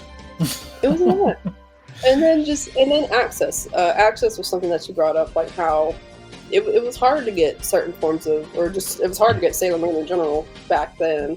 Right. My favorite form of media, which is like the live action series, back then you could really only watch it on YouTube, to my understanding. Kiss Asian also had it for a period of time. Because Sea of Serenity, I think they were in the process of dubbing. They mainly just did the episodes. Musicals, Right. And they were, see, I'm getting so many flashbacks, like, so, like, finding my favorite thing, it was abundant, but it was scarce at the same time, if that makes sense. Right. Because, like, at some point, I think you can't find any of the episodes like that anymore on YouTube. I don't know what happened. I think you can only find special licensing. Yeah. So, like, trying to find what I like, getting a bootleg. I do have a bootleg DVD. I think it's still official in my eyeballs, but I got a bootleg DVD of PGSM that was gifted to me by Namara for my birthday. But that was like my stronghold for the longest. I'm like, oh, I didn't know they made DVDs for PGSM, because from what I had read, it didn't really seem like there was really any way to get it in the US. And now we could talk about merchandise for a moment, because you were talking about your cards and stuff. So like, with the revival of Sailor Moon, that becomes the revival of numerous merchandise-related things. I wasn't huge into merchandise. I don't think I am still. There's just certain things that I like, and those certain things are what I get. But like my first Sailor Moon merchandise piece was a Cosmic Heart necklace, and I got it from FYE, May of 2015. I was in South Georgia for a track for state, because I was a track runner and I had qualified for state. And I was at FYE, and I remembered like, oh, this is Sailor Moon, like I can actually start looking at nerdy stuff, woohoo. And I saw this necklace, and I was like, oh my gosh, that looked exactly like the necklace that Usagi wears in the live action Sailor Moon, knowing that it was from anime. Well, I got it because it looked like it was from the live action. So I get it. I still have it. It's probably about 10 years old at this point. But by that point in time, that's when like a lot of other 90s related merch was a bit more up and coming, because I know I got some 90s coasters somewhere in my closet. But then that's also when, like, I don't know the specifics, but a lot of figurines started coming out. Like, it's just interesting. You when it came to you getting into Sailor Moon, you were there for the beginnings. I feel like if I had to pick a word for, or I guess two words rather, for like how I got into Sailor Moon, it was very transitional, just because of the different iterations of media. But it was also like a revival. Like, I came in the midst of things kind of being rebranded, brought back up, and it's kind of like testing the waters again in a way, because not a whole lot of Sailor Moon stuff had come out after a certain point of time. So I'm coming in the midst of all the chaos, but I'm loving every minute of it. love it every little minute of it. And even though things were more accessible for me, I still had to navigate a little bit, and I had to look up what the musicals were and the different types of musicals there were, and the fact that, like, Crystal was supposed to be more faithful. And then that's how I found out about the manga and about manga, because I was also around the time frame that I was kind of getting into anime, because I got into anime in middle school, but I'd say high school briefly. So I learned that, like, there's books, there's things you could read that could get adapted into the on screen. So, like, I was learning a lot, I was trying to find out a lot, and I was doing a lot. And it was just, I feel like it was extra layers for Sailor Moon, just because of, if that makes sense. Like, going in from a media that is already arguably scarce at that point in time, because nobody really talks about it like that. And like, oh, that's just cheesy and da da da da. And it's like, oh, but it's so cheesy, wonderful though. And I'm just in my own little corner in my own little chair with my music from BGSM. And I'm rocking and rolling. And then naturally I got Namara in on it, so I was able to talk with them about a lot of it, because I got them in the Sailor Moon. Like, it's interesting seeing how, like, there is, but of course, like, there isn't, like, a way to get into a series with differing medias, for lack of a better word. And just how, I guess, the when you get into it kind of determines the how. Right. So, like, you got into it in the very beginning. It's a very, like, up and coming type thing, and you kind of got to see the evolution of everything. Well, I got to see, like, the revival of it all. Like, it had been a hot minute. That does make sense. Yeah. Like, you got to see it all the way. Oh my gosh, it was so bad. because you know, the Deke Sailor Moon is very reminiscent of the Mighty Morphin Power Rangers. Like, that's kind of like how Naoko was inspired by Sentai to do Sailor Moon. You know, Saban Deke was inspired by the English adaptation of Sentai Mighty Morphin Power Rangers, and that kind of like was the vein in which Sailor Moon was pushed through. Like, and even like, so it's like, even like listening to you talk, it was like giving me flashbacks, because because like in 2003-ish, no, it was like still around like the late 90s and stuff like that, before 2000. And like, we were talking about the manga. So when I lived in California, my mom bought me the Sailor Moon comic book. Not the manga, but it was a company called Smile, which later was turned into Mix. Took the manga and made it into comic books. Interesting. So they were releasing chapters of the manga as single issues comic books. So that's how I got into the manga. But get this, they stopped making the comic books. So it ended. Oh gosh, I can't remember how it ended, and I don't even know where they're at. I have them, but I don't know where they're at. But it stops. I think it stops somewhere around issue 20, and it was like right in the middle of the Infinity arc, right?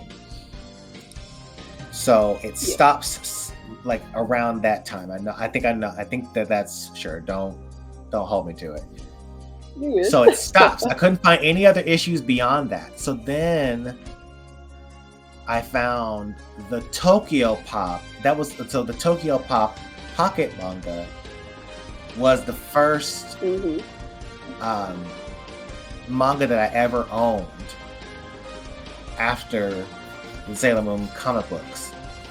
And I bought it, and it was from the Dream arc. And so in this, it's when I think it was like Jupiter and Venus power up in this manga. I can't remember which volume it is, and I don't even know if they're close enough for me to find. Oh yes, it is. Haha, they're right here.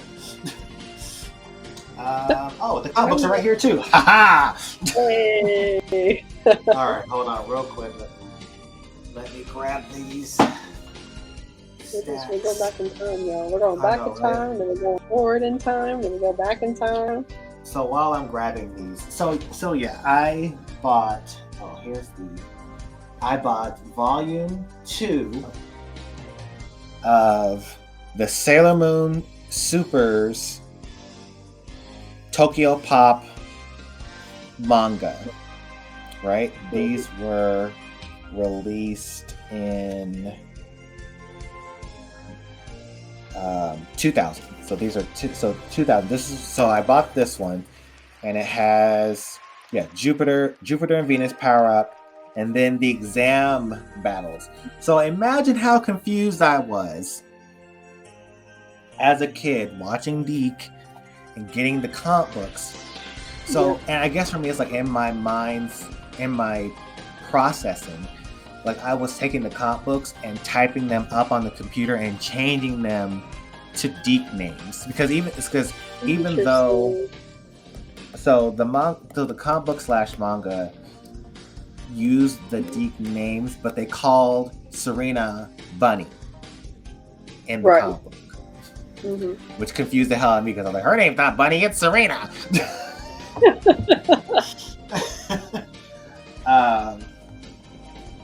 So yeah, it was like, for me, it was like in my brain's way of trying to process it. So it's like, for me, it's like I didn't know what sparkling wide pressure was, because I only knew it as Jupiter, Thunderclap, Zap. So that's how hard it was, because there was so much conflicting information.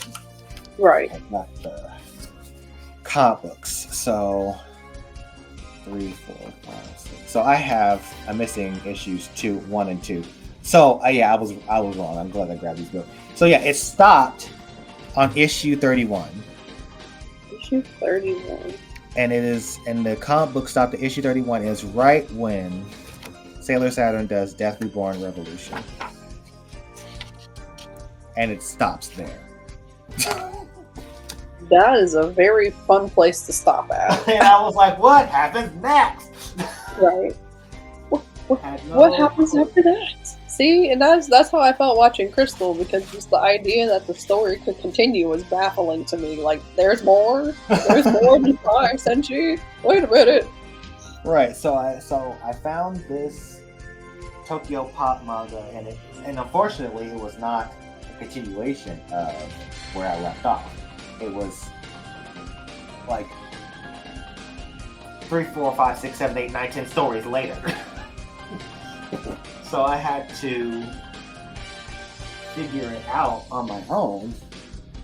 So basically, this is what started my hunt. So I was literally going to Walden Books, Barnes and Noble, trying to find these Sailor Moon books. It took me almost a year to collect all of them. $10 a piece, mind you.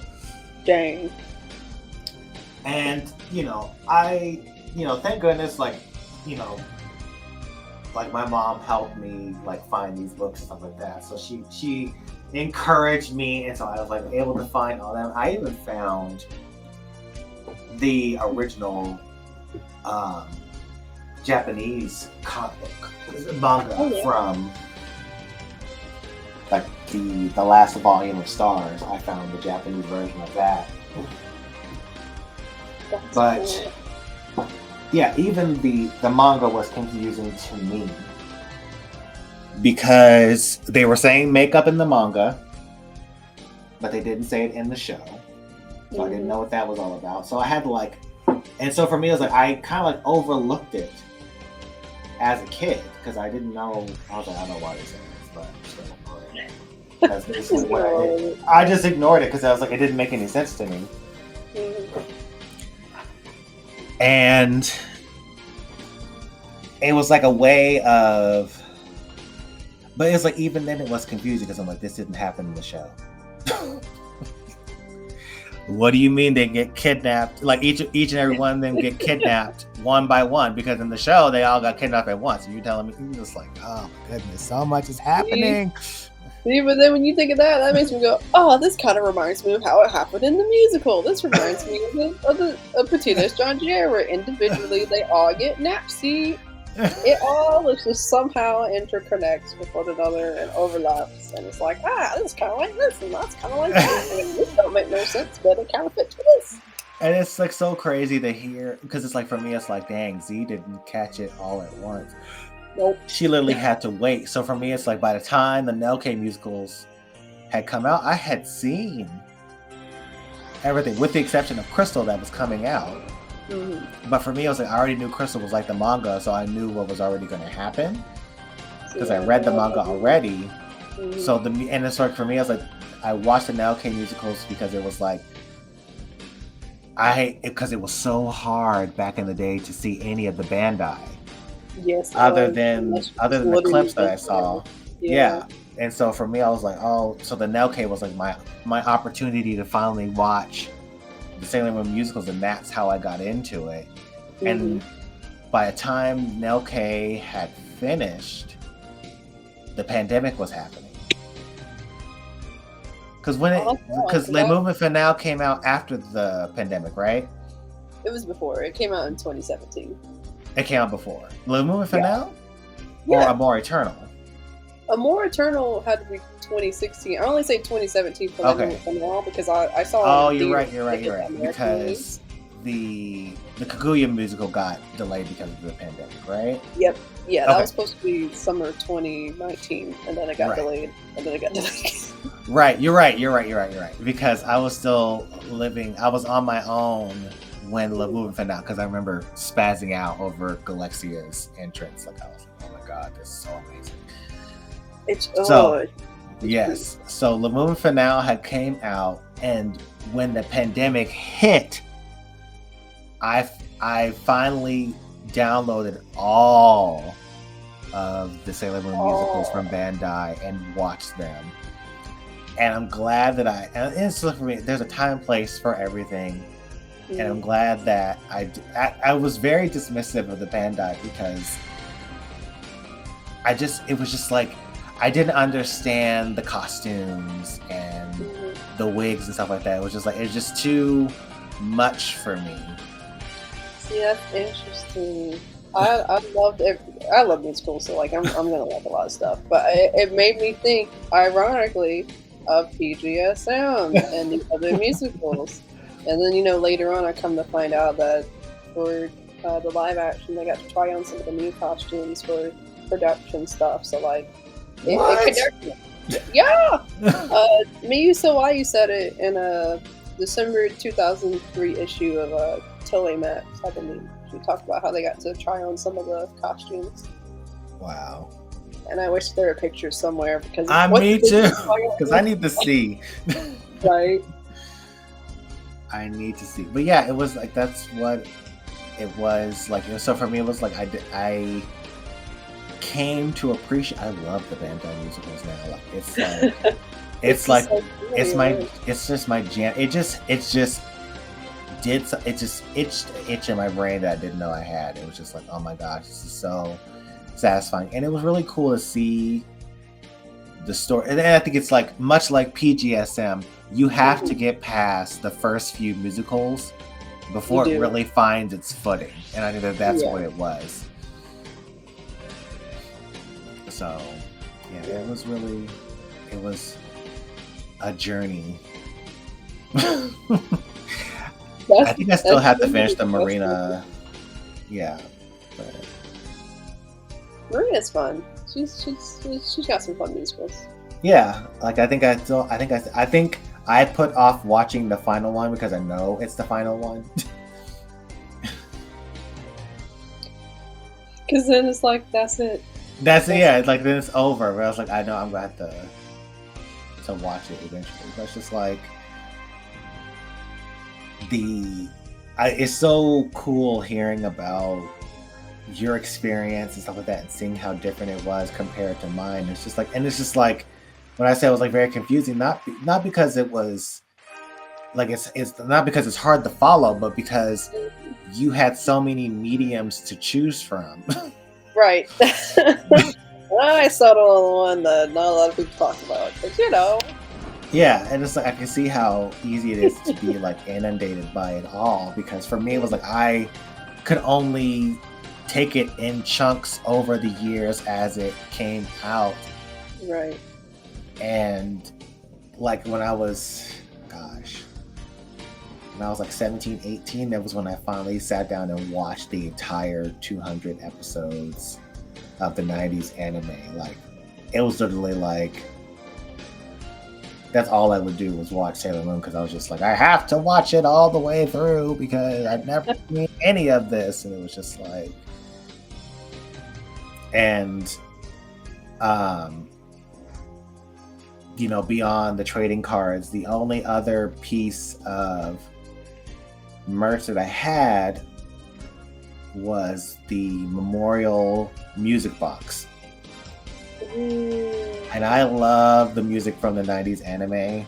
And when I found out a way to, and it's just like for me, it was like I had to, so there was no Amazon.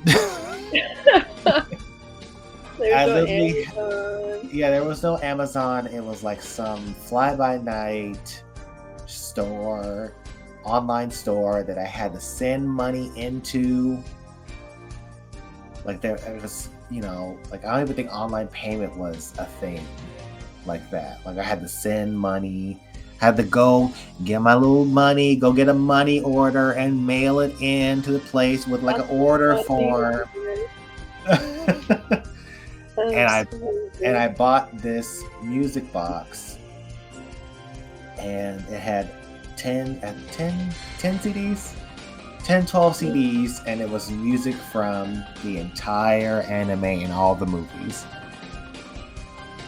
And there was no MP3 player, there was no iTunes. It was me and my CD Walkman, and me carrying around these 10 CDs like my life depended on it. And I was changing out those CDs every time, all the time. Like, oh, this CD's done. Okay, pop in the next one. Let's listen to the next one.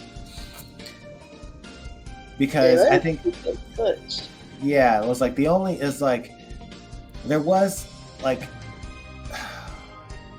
Or is this nothing music? Like downloading MP3s was a thing, but there was no like, you know, there wasn't any iTunes, and it was a while before MP3 players came out. Mm-hmm. So we were burning CDs. So it was very hard to find Sailor Moon music on Kazaa or LimeWire or Napster or, you know, whatever downloading software was available back then. That's like when downloading became really popular. Yeah. And I could only find so many Sailor Moon tracks, but then it was like there was no navigating or even choosing what you got to listen to. You got what was popular at the time. So I got the first, so before I got the Memorial Music box, I had the CD. I think I still have the CD around here somewhere too. And I was very big into Parasite Eve, which was a video game that I played. So I was trying to find Parasite Eve music, and I was trying to find Sailor Moon music, and I had to like, and then for me it was like there was no such thing as putting a song on a CD. You had to have 18 songs to put on the CD, So I had a mix of Parasite Eve music and Sailor Moon music. And one of the tracks was I had the Mirror Paradori track from when Uranus and Neptune get attacked for the first time in Sailor Stars. Mm-hmm. I had All of You Shall Die from the musicals, and this is before I could even watch the musicals. So I had that. I had Galexia's Castle, which was the musical score. So it had the organs. It sounded like it was going to be Galexia Gorgeous, but it wasn't. That's cool though. So it's kind of like an overture type thing, maybe. Yeah, it was like an overture. And it was like Galexia's Castle, and it was just like the organs and stuff playing. La Moon was the first Miyu song that I knew, but I didn't know that it was from the musicals. I assumed it was an anime. Well, I mean, it fits like it could be though. Right? One of their songs was in the anime, so like I would not blame that mindset, honestly. Yeah. So I listened to La Moon a lot as a kid before I got the musical box. So it's just like, for me, it's like La Moon is like my favorite Miyu song because it was something I watched, listened to before I ever saw La Moon. So that's what I'm saying. It's like, for me, it's like I can only take what I could get back then, and none of it was easily accessible at all. So it's like, for me, it's like I had La Moon. I love La Moon. I had no idea where La Moon came from or what it had to do with anything. Because they had clips of because Bandai is like a lot easier to get by on YouTube, and it's funny because Ansa brought that up a little bit. Like they had clips of the songs on YouTube, and that's how I will watch most of them. And granted, I do know how to burn CDs. I've burned numerous CDs in my lifetime. I didn't have to burn any for Sailor Moon because I was able to have an MP3 player by that point. Right. But I used YouTube MP3 converters. I don't even know what that is. But I had to use those to get a lot of my Sailor Moon songs because a lot of the PGSM ones that I like were on YouTube. I'm not sure. I'm pretty sure SailorMusic.net was around at that point in time. I just didn't know. But like how I listened to a lot of the PGSM soundtrack was through YouTube. Same with a lot of other Sailor Moon related songs because I didn't know if there were other like websites and such that had those sort of things. Aside from like CDs, that's when I learned about like there being CDs, but typically they were released in Japan. I didn't know how you could access that and get it to America. So I was really into this. It was tough. We didn't have any. It was like before MP3s, we had MIDI files, MIDI, and it was literally the close you can get to music back then. And yeah, there was no YouTube convert. Like I saw the only clip I saw two clips from the musicals, and it was when Sailor Moon and Chibiusa transformed into their super forms, which was really cool. And the quick change scene when the Starlights appear. Oh yes. So for me, it was just like, and my thing was like, that's how hard it was for me to watch the musicals during the pandemic because I was looking for those moments, and they don't come until later. In the musical, so I literally had to wait until it wasn't until Ian Densetsu when I was able to see those. Oh wow. So yeah, it was just a wild time. It was just, that's what I'm saying, it's like very piecemeal, taking what I could get, stuff like that. Like it was like none of it was easily accessible like that. And I still have them too, but I have all of the Sarah Miyu soundtracks downloaded too, like burned on CDs, because that's the only way that I could. But that wasn't until like it was right around the time like Sailor Music was coming up. Sailor Moon Center and Sailor Music were becoming prominent then, because before Sailor Music it was manga style, and that was the only way we could see the art books um, Interesting. all the Naoko Takeuchi art books. Manga Style was the only website that had high quality art book art for you to see, and translations of the liner notes that Naoko had written as part of the art book, stuff like that. So that was the only way we were able to see and download the art book images. And that was like the big thing back in the day as kids. It's like because the internet was so limited, images were the only real thing that we could access and download and print and have something physical to walk around with, something like that. That was one of the reasons why.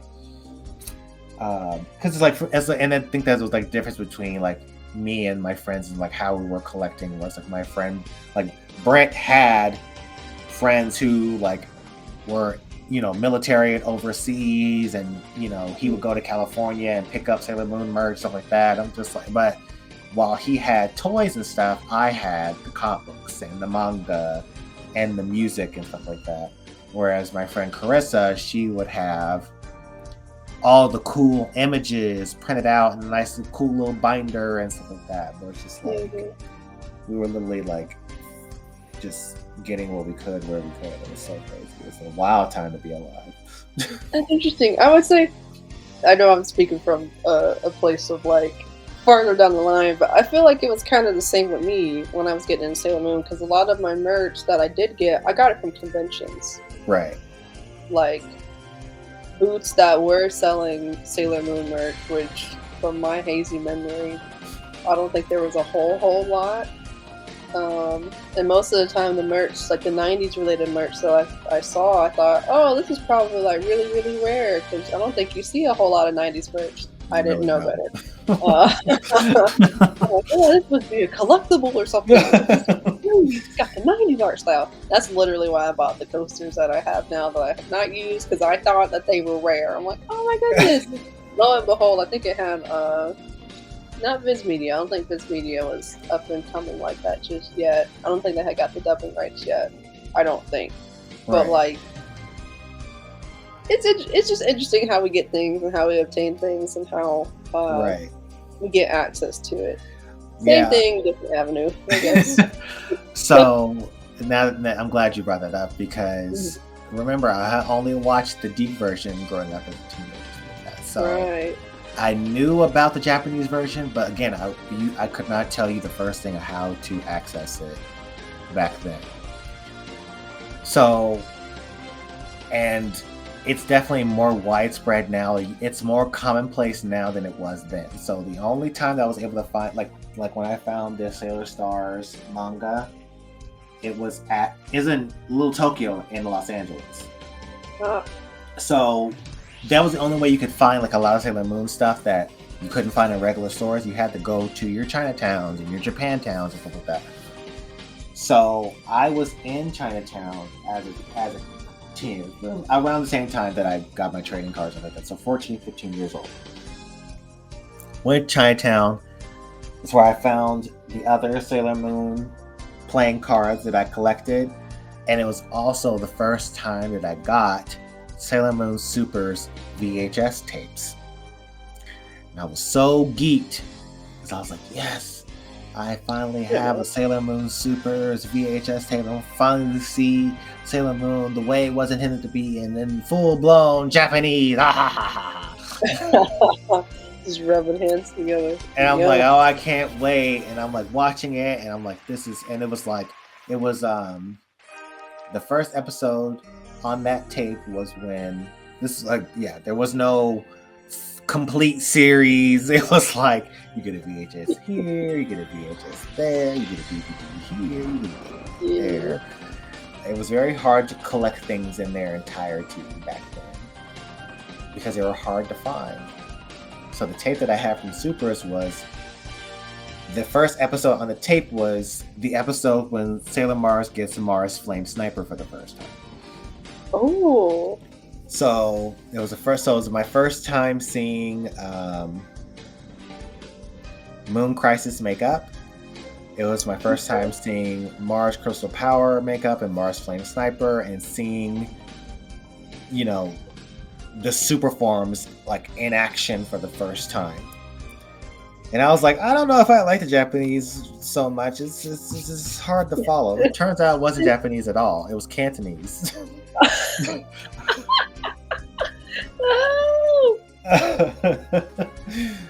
so yeah, that was like my first taste of it. And it just and for me it was like, while it was just so, I was so entrenched in the Dig version, like I couldn't really tell the difference between the two. Like I didn't notice the music. I didn't notice that, you know, like because in the Dig version of Sailor Moon, they edit out the body lines that you see in the transformations, whereas in the Japanese version they don't. So I never noticed it until my mom, maybe like 2003 was when I got the RS and Supers movies on VHS. And these were and the reason why I was so geeked about these was because these were the actual Japanese versions. Right. So I was like super young, like, oh yes, I finally got my hands on it's not Cantonese, it's Japanese. the classic. Exactly. So I was watching. So I didn't even watch the movies in order because I was just like, I watched the S one first because it was my first time seeing Moon Cosmic Power, seeing Chiba Moon transform for the first time, Uranus, Neptune, and Pluto transform for the first time, World Shaking, Deep Submerged, Dead Scream, like all those things I've never seen before was the first time me seeing it in the S movie. That's why, and Neptune was transforming on TV, and my mom was like, why is she naked? And it didn't dawn on me that they have body lines, whereas in the Dig version and the edited version of the Sailor Moon movies, they don't have any body lines. Leave it to an adult to point out these things, because I was not paying attention to any of that. Ooh, pretty shapes and colors, pretty. Right. I don't blame you. I really don't. But it's just like, I feel like, but it's like watching Supers. So watching the Cantonese tape back then, I never got to see Jupiter Crystal Power makeup or Venus Crystal Power makeup. I only got to saw the beginning part because by the time that they transformed, it was a group transformation and no one transformed. It was just like they just appeared, right? And I was like, so I watched S first. I got to see all the cool S stuff, the outer Senshi and all that. And so I was like, my next tape is going to be the Supers tape, because I'll finally get to see Jupiter and Venus transform. Because I've already seen like Moon Crisis and Moon Crystal Power, Mars Crystal Power, but I never got to see Mercury, Jupiter, or Venus. I never saw any one of those, right? So I was really excited about the Supers movie, because I was like, I finally get to see Mercury, Venus, and Jupiter transform into their super forms. Yeah. And I'm bringing this up because it reminds me of Lineup, 5 Women of the White Moon. Because see, I'll tell I you. never get to see it in its entirety. Nope. It was like there's a musical, like Mercury doesn't get to sing in the first version, and she sings in the second version, but it's not like the original version. It's like a remixed version. Yep. With and it's like, and then by the time they sing, and they stop singing it after Petite Étrangère. Yep.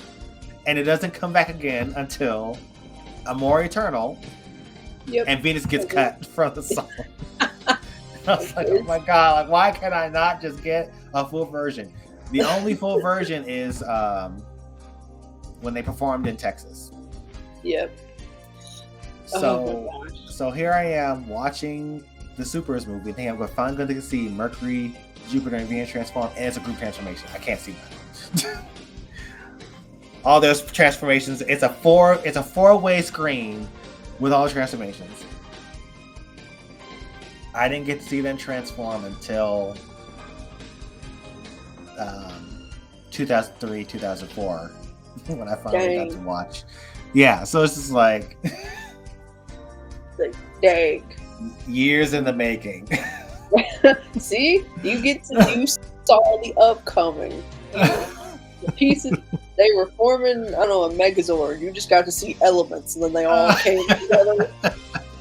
And then you got the full blown Megazord, and you're ready to face anything that Sailor Moon has. And it's like, but wait, there's Oh more. my gosh, it took forever. It was so worth it though. Yeah, so by the time, I started, so my Sailor Moon journey started when I was like 13, 14. It wasn't until I was 18 years old when I pretty much got everything together. I finished the manga, I watched the 90s anime, and in 2003, I was 18. That's when PGSM premiered. So I watched. We were almost around, like, arguably, like, the same age getting into the series. So I was, like, I guess you could say 14 going on 15, but I guess 15 really going on 16 if I say 2015, when I was getting into the live action and stuff. And I feel like it probably wasn't until around the pandemic, I'd say, that I got, like, a good grasp on everything, because by that point, all the musicals would have been out. Crystal was Crystal. PGSM had since been done. I had read all the manga by that point, and also had seen like all of the 90s anime. So I was doing all that at the same time. So that's interesting. Wild. It's wild now I think about it. Yeah, because by the time I was 18, I seen all the movies, I seen all the series. Because PGSM was only one season, so it was just like, it was so bittersweet. Because we were expecting more. Right. Just a little crumb, please. We were like, there's still going to be another season because they said, see you again. They did. See you again. And I was like, the special act came out. And I was like, what? Came out, and then they got Super Live, which I know that was well before all that. But like, yeah, Super Live was not part of a watching experience. The only aspect of Super Live we got was from that episode when Princess Sailor Moon appears, when Sailor Venus fainted. Yeah. And so it's just like, Super Live was not a thing until later, because it was just like, because we were getting the TV airings. So there was, so I don't think the Super Live came out until they started releasing the DVDs, right? Yeah. Yeah. Like DVDs and the VHSs. Interesting. Oh my goodness. So like, and I think PGSM only came out on DVD. Yeah. Yeah, DVD there was and VHS. Yeah. So I was like, oh. Oh, I gotta wait. I want the DVD so bad. It was just like, oh goodness. And I couldn't keep the airings. As soon as I watched it, I had to delete it. Oh, that's even sadder. Oh my goodness. Yeah, so it was just like, for me, it was, I literally had to watch it and delete it. There was no keeping it. There was no, I didn't have any way to keep PGSM. It was like a one and done. Like, I would watch it, delete it. There was no, I remember I told you there was no subtitles. We had to watch the episode and then go to the recap website to read the summary of what happened. Yeah, fans were working overtime to get PGSM out there. So shouts out to the fans, sincerely. Yeah. Shout out to the fans, the people that make the fandom and the community go round, whether it's through websites, through archiving stuff, through talking about merch. Like, shouts out to the fans. Yeah, Y'all for real. just really circulate. Yeah, they did the Lord's work. Raising up a little finger to last one. Yeah, because it was just like we were watching Raw, unsubbed, PGSM. We were literally figuring it out as we went. It wasn't until Sailor Moon Center released their subversion of PGSM was when I watched it again and finally like understood everything that was happening. It was hard to keep track of everything.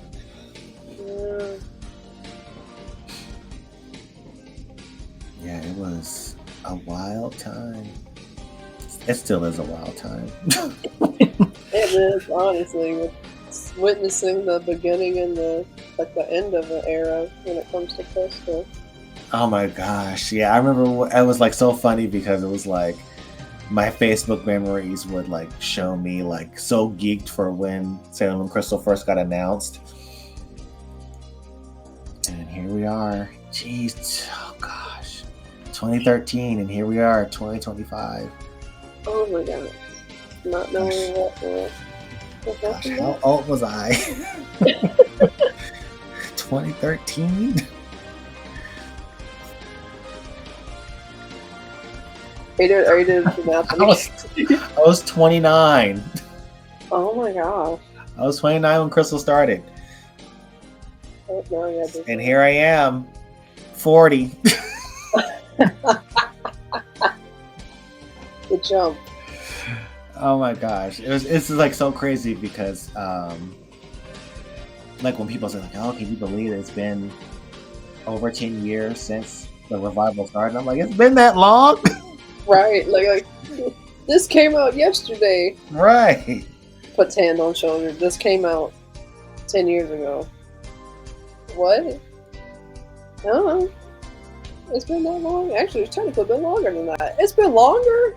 I remember when this was released in theaters. Like it's that kind of. Oh my gosh. Like, yeah. I remember when it was airing and all this like, stuff. You could have hit me over the head if you told me that as an adult I would see the movement finale in theaters. Right. like, can you imagine me telling little 14-year-old G, hey, when you're in your 30s, you're gonna see a Sailor Moon musical live in theaters. With other movies that you love, and it's like, oh, ain't no way. And then poor little 14-year-old me, like, there's a Sailor Moon musical?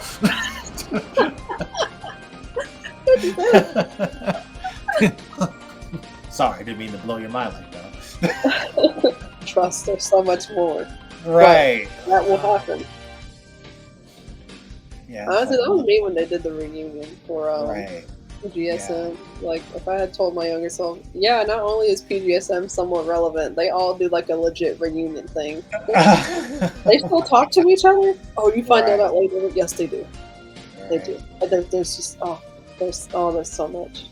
Yeah, it's like I'm looking at my wall right now, and I have these 2 wall scrolls that I've had since I was a teenager. Like, it's just like, aww.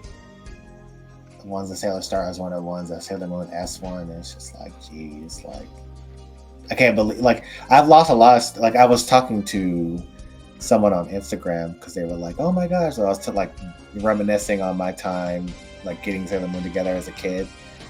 And they were like, oh, me too. And they were like, we had so much stuff and we've lost it. Like, we've lost so much over time. But it's like these wall scrolls and these posters and those comic books, stuff like that, are like the few things that I've like held on to over the years. Mm-hmm. It's just wild to think that, like, you couldn't have told me, like little 14-year-old G, you know, you're gonna keep those cards that you bought for 20 years. Oh, that's interesting though. I feel that way about my cosplays, like my movie cosplays. Like, I still have like elements of my very first Sailor Jupiter Fuku. I think I've thrown away some pieces here and there. Please tell me you kept the wristband. The wristband. Please tell me you kept the jewelry star. Your handmade one. Oh, I'm not even talking about that one. I'm talking about like my very, very first one. That was in 2016. Namara made that fufu for me. I think I still have the jewelry star bracelet for that one somewhere. If I don't have it, then It's gone for I'm talking about my very first one. Oh, like, that was like my very using first. sparkle clips. Yeah, that Jupiter, that I was like, she made her own jewelry star bracelet. That is amazing. I'm Yeah, I was like, dedicated. she is dedicated to the craft, and she don't care. She's like, I put this thing, I did this. I did, and I'm gonna do it again. We're running it back. We're running it back. Oh my gosh, I was like, we're gonna get her a real jewelry star bracelet. And they did, and I'm gonna be so giddy when I get to put it on my fingers. I'm trying my darndest to make it somewhat feel like it came out the show. So like, the vibes will be very 2015, very 2015. And I think that's one of the reasons. Like, so for those that don't know, I recently upgraded my computer. Yes. And I had my old computer, and I did not know what to do with it. So I asked Z if she wanted it. Yes. Because I was like, it's computers are not cheap. Let me just say no, they are not, and neither are Macs. No. But it was just like, for me, it was a two-pronged tactic for me. It was like, let me, pass this on to someone that could benefit from having this, because MacBooks are really good computers to have. Mm-hmm. But it was also an opportunity for me to give Z share all the stuff I've collected digitally. Yes. And I think that's kind of like the downside of being a Sailor Moon fan growing up in the 90s, is that this could go away at any minute, and so I hold on to all of it. You are so not wrong, though. In this age of things and stuff just vanishing off of the internet, it's good to have stuff like this. So it's good that you're collecting stuff. Yes, and it's like, and for me, it's like Sailor Moon physical media is very hard to get. It's very expensive, and it's very hard to get. I'm still trying to get the Blu-ray musicals from Nelke. Right. But yeah, it was just like, I was like, Z deserves to have, a digital copy of the PGSM series. I didn't even ask her what she had. I was just like, I'm just gonna give her everything. It was like the music. I was like, she's gonna want this soundtrack. She's gonna want this soundtrack. And put all the musical soundtracks in there, all the musicals. It's been so great. Oh my goodness. Like, I still haven't really been able to fully just deep dive into everything, because a lot of what I've been looking at thus far has been PGSM for the sake of, partly for the sake of the costume, but also I love PGSM Infinity to Infinity. But it's the soundtracks. I've gotten into some of the Mii soundtracks, and then like the art books, the art, the anime, the movies, the little snippet. It's a plethora. It's a plethora of goody goodies, and I was very, very spoiled. Very spoiled. And I was like, I think like 14-year-old me was very happy for you, because that stuff, it's very hard to come by. I would have lost my mind if someone gave me a computer and was like, all your favorite Sailor Moon things plus more on here. Plus more. Like, for me? That was me, literally. Are you sure? Yeah. Really? Yes, absolutely. No strings attached. I don't want anything for it. It's not the best, but it's what I got. Well, it's been nothing but beautifulness for me. I was like, the manga, the art books, any and everything that I could find. Like, even like there's, and what's crazy is it's like a lot of stuff. So it's like, if you can go on to archive.org, that's where I got a lot of that Sailor Moon stuff from. Wow. because it's so hard to find. And I think Korza and another friend of mine was telling me that the archive was taking that stuff down. So that's what I'm saying. It was like, for me, it was like, let me go ahead and download it now because I don't know when it's going to go away. Right. And that's why I was like, let me share this with someone that's going to appreciate it for what it is. And I do. And let me and let me give it in a format that is, that's like easily for you to accessible. Because I could have easily sent you a hard drive, and you were like, "Gee, I can't do this." I have to access my computer skills, which means I'm going to talk to somebody else that knows how to do this. Right. and I was like, for me, it was like, we need to. I was like, poor Z, like she tapped the computer once, her whole camera went off. So I was like, let me just send this computer over there to her. And it's been so nice. I've been able to do some stuff with it. It's been nice. Yeah. So I think I think that's a great culmination of our journeys. Mm-hmm. Like, even though they're individual, like we have come together and we're able to talk about them together. And it's like, for me, it's like, even like with like the differences, it was like being able to give you something that can supplement mm-hmm.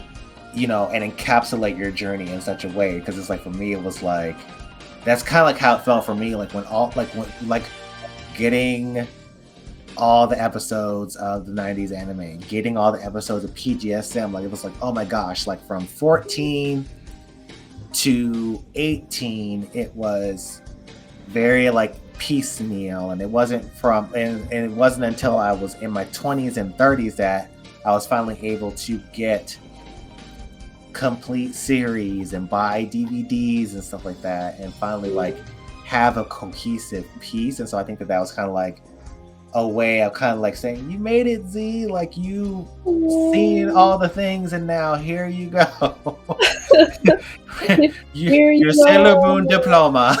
Yay! I take that diploma happily. Very, very the last thing that came out was Sailor Moon Cosmos.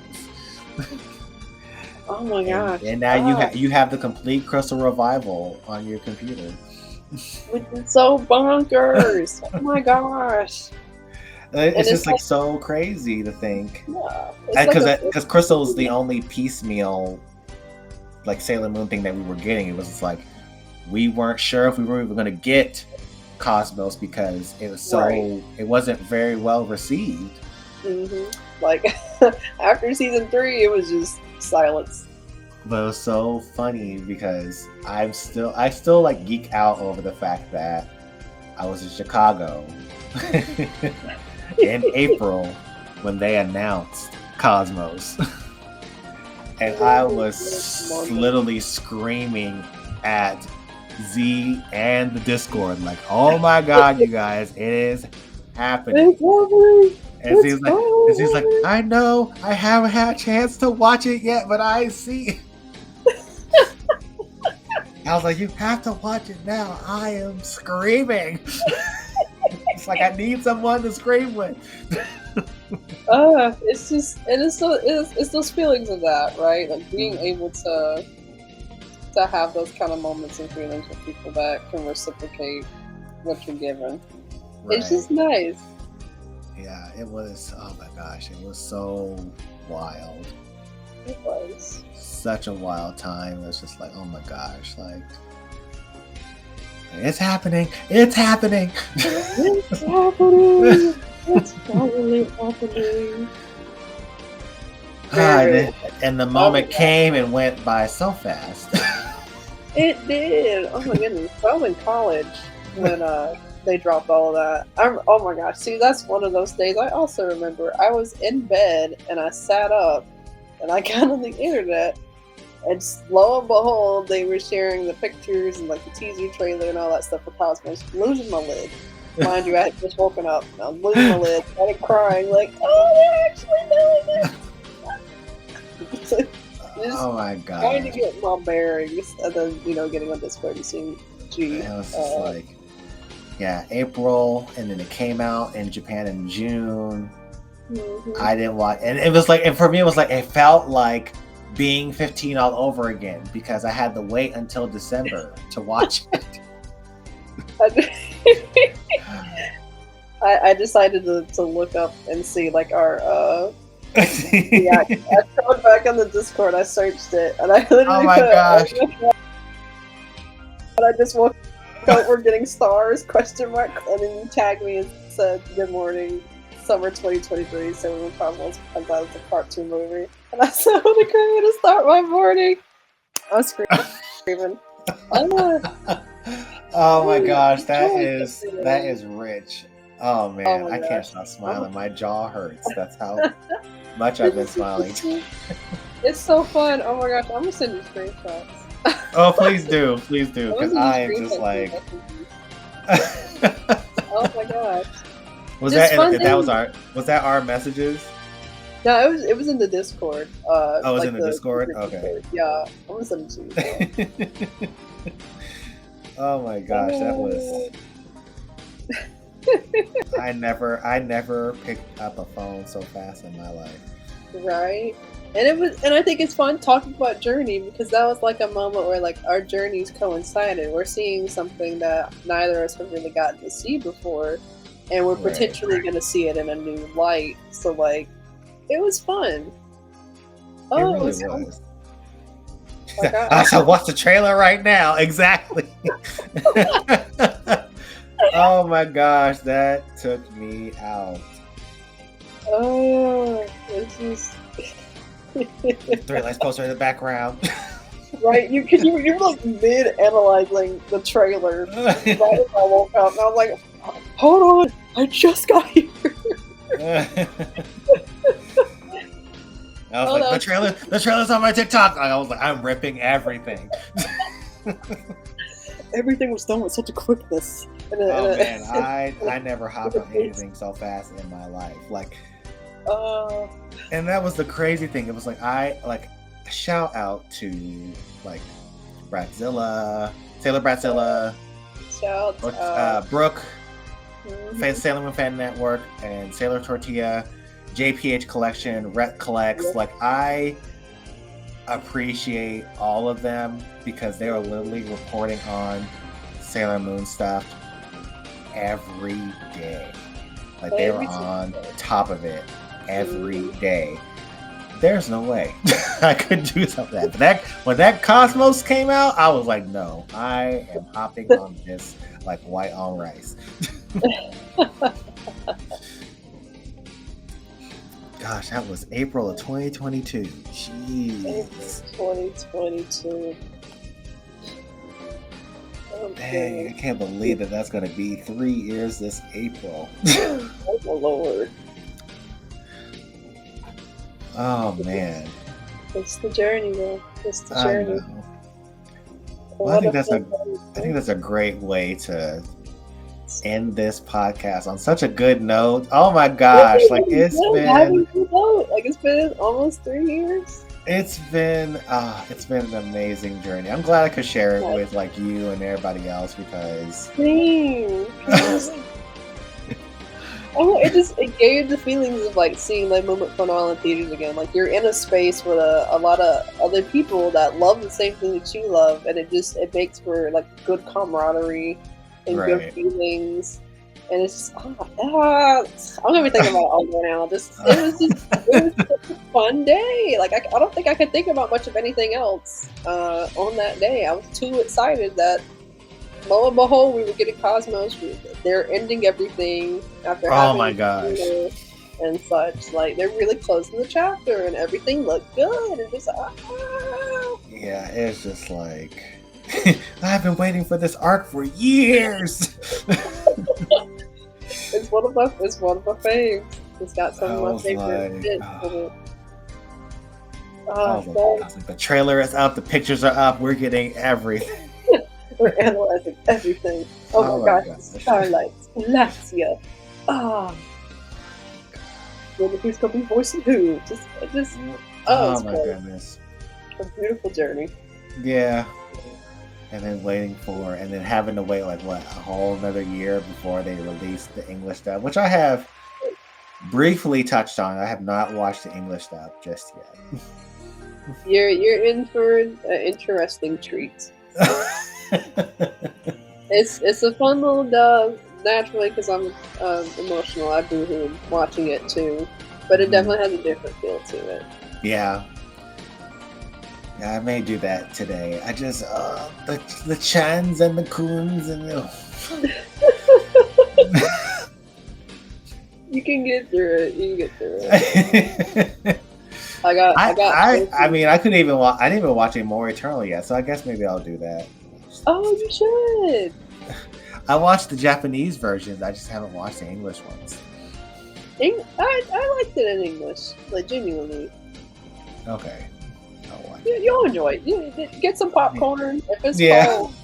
Get some drink and just sit and watch both movies. A double feature, if you will. Yeah, because I still need to watch Sailor Stars in English too, because it's out on Hulu. But yeah, I guess I will. I guess I'll be my. I think that'll be like my kind of like, commemoration of our journeys. Is finally like sitting down and watching the English dubs. To kind of like round out the series, because I've seen pretty much everything. Right. That'll be good. Yeah, but that's all we have for today. Thank you for joining us. Thank y'all for joining, listening. Our little memory lane topic. Thinking about your own Sailor Moon journeys and how you got here. Yeah, please feel free to reach out to us on Instagram and let us know what your memorable Sailor Moon moments are. Make sure I put this clip on the story so that way people can respond to us. Yeah, I like it. It's fun. Memory is one of my sticks. I mean, a panel I got to do recently was about the memorable music within Sailor Moon. So please share your memorable melodies and such with us. I'd love to know. Me too. Yes, tell us. All right. So until next time, we will talk to you guys later. Bye. Bye.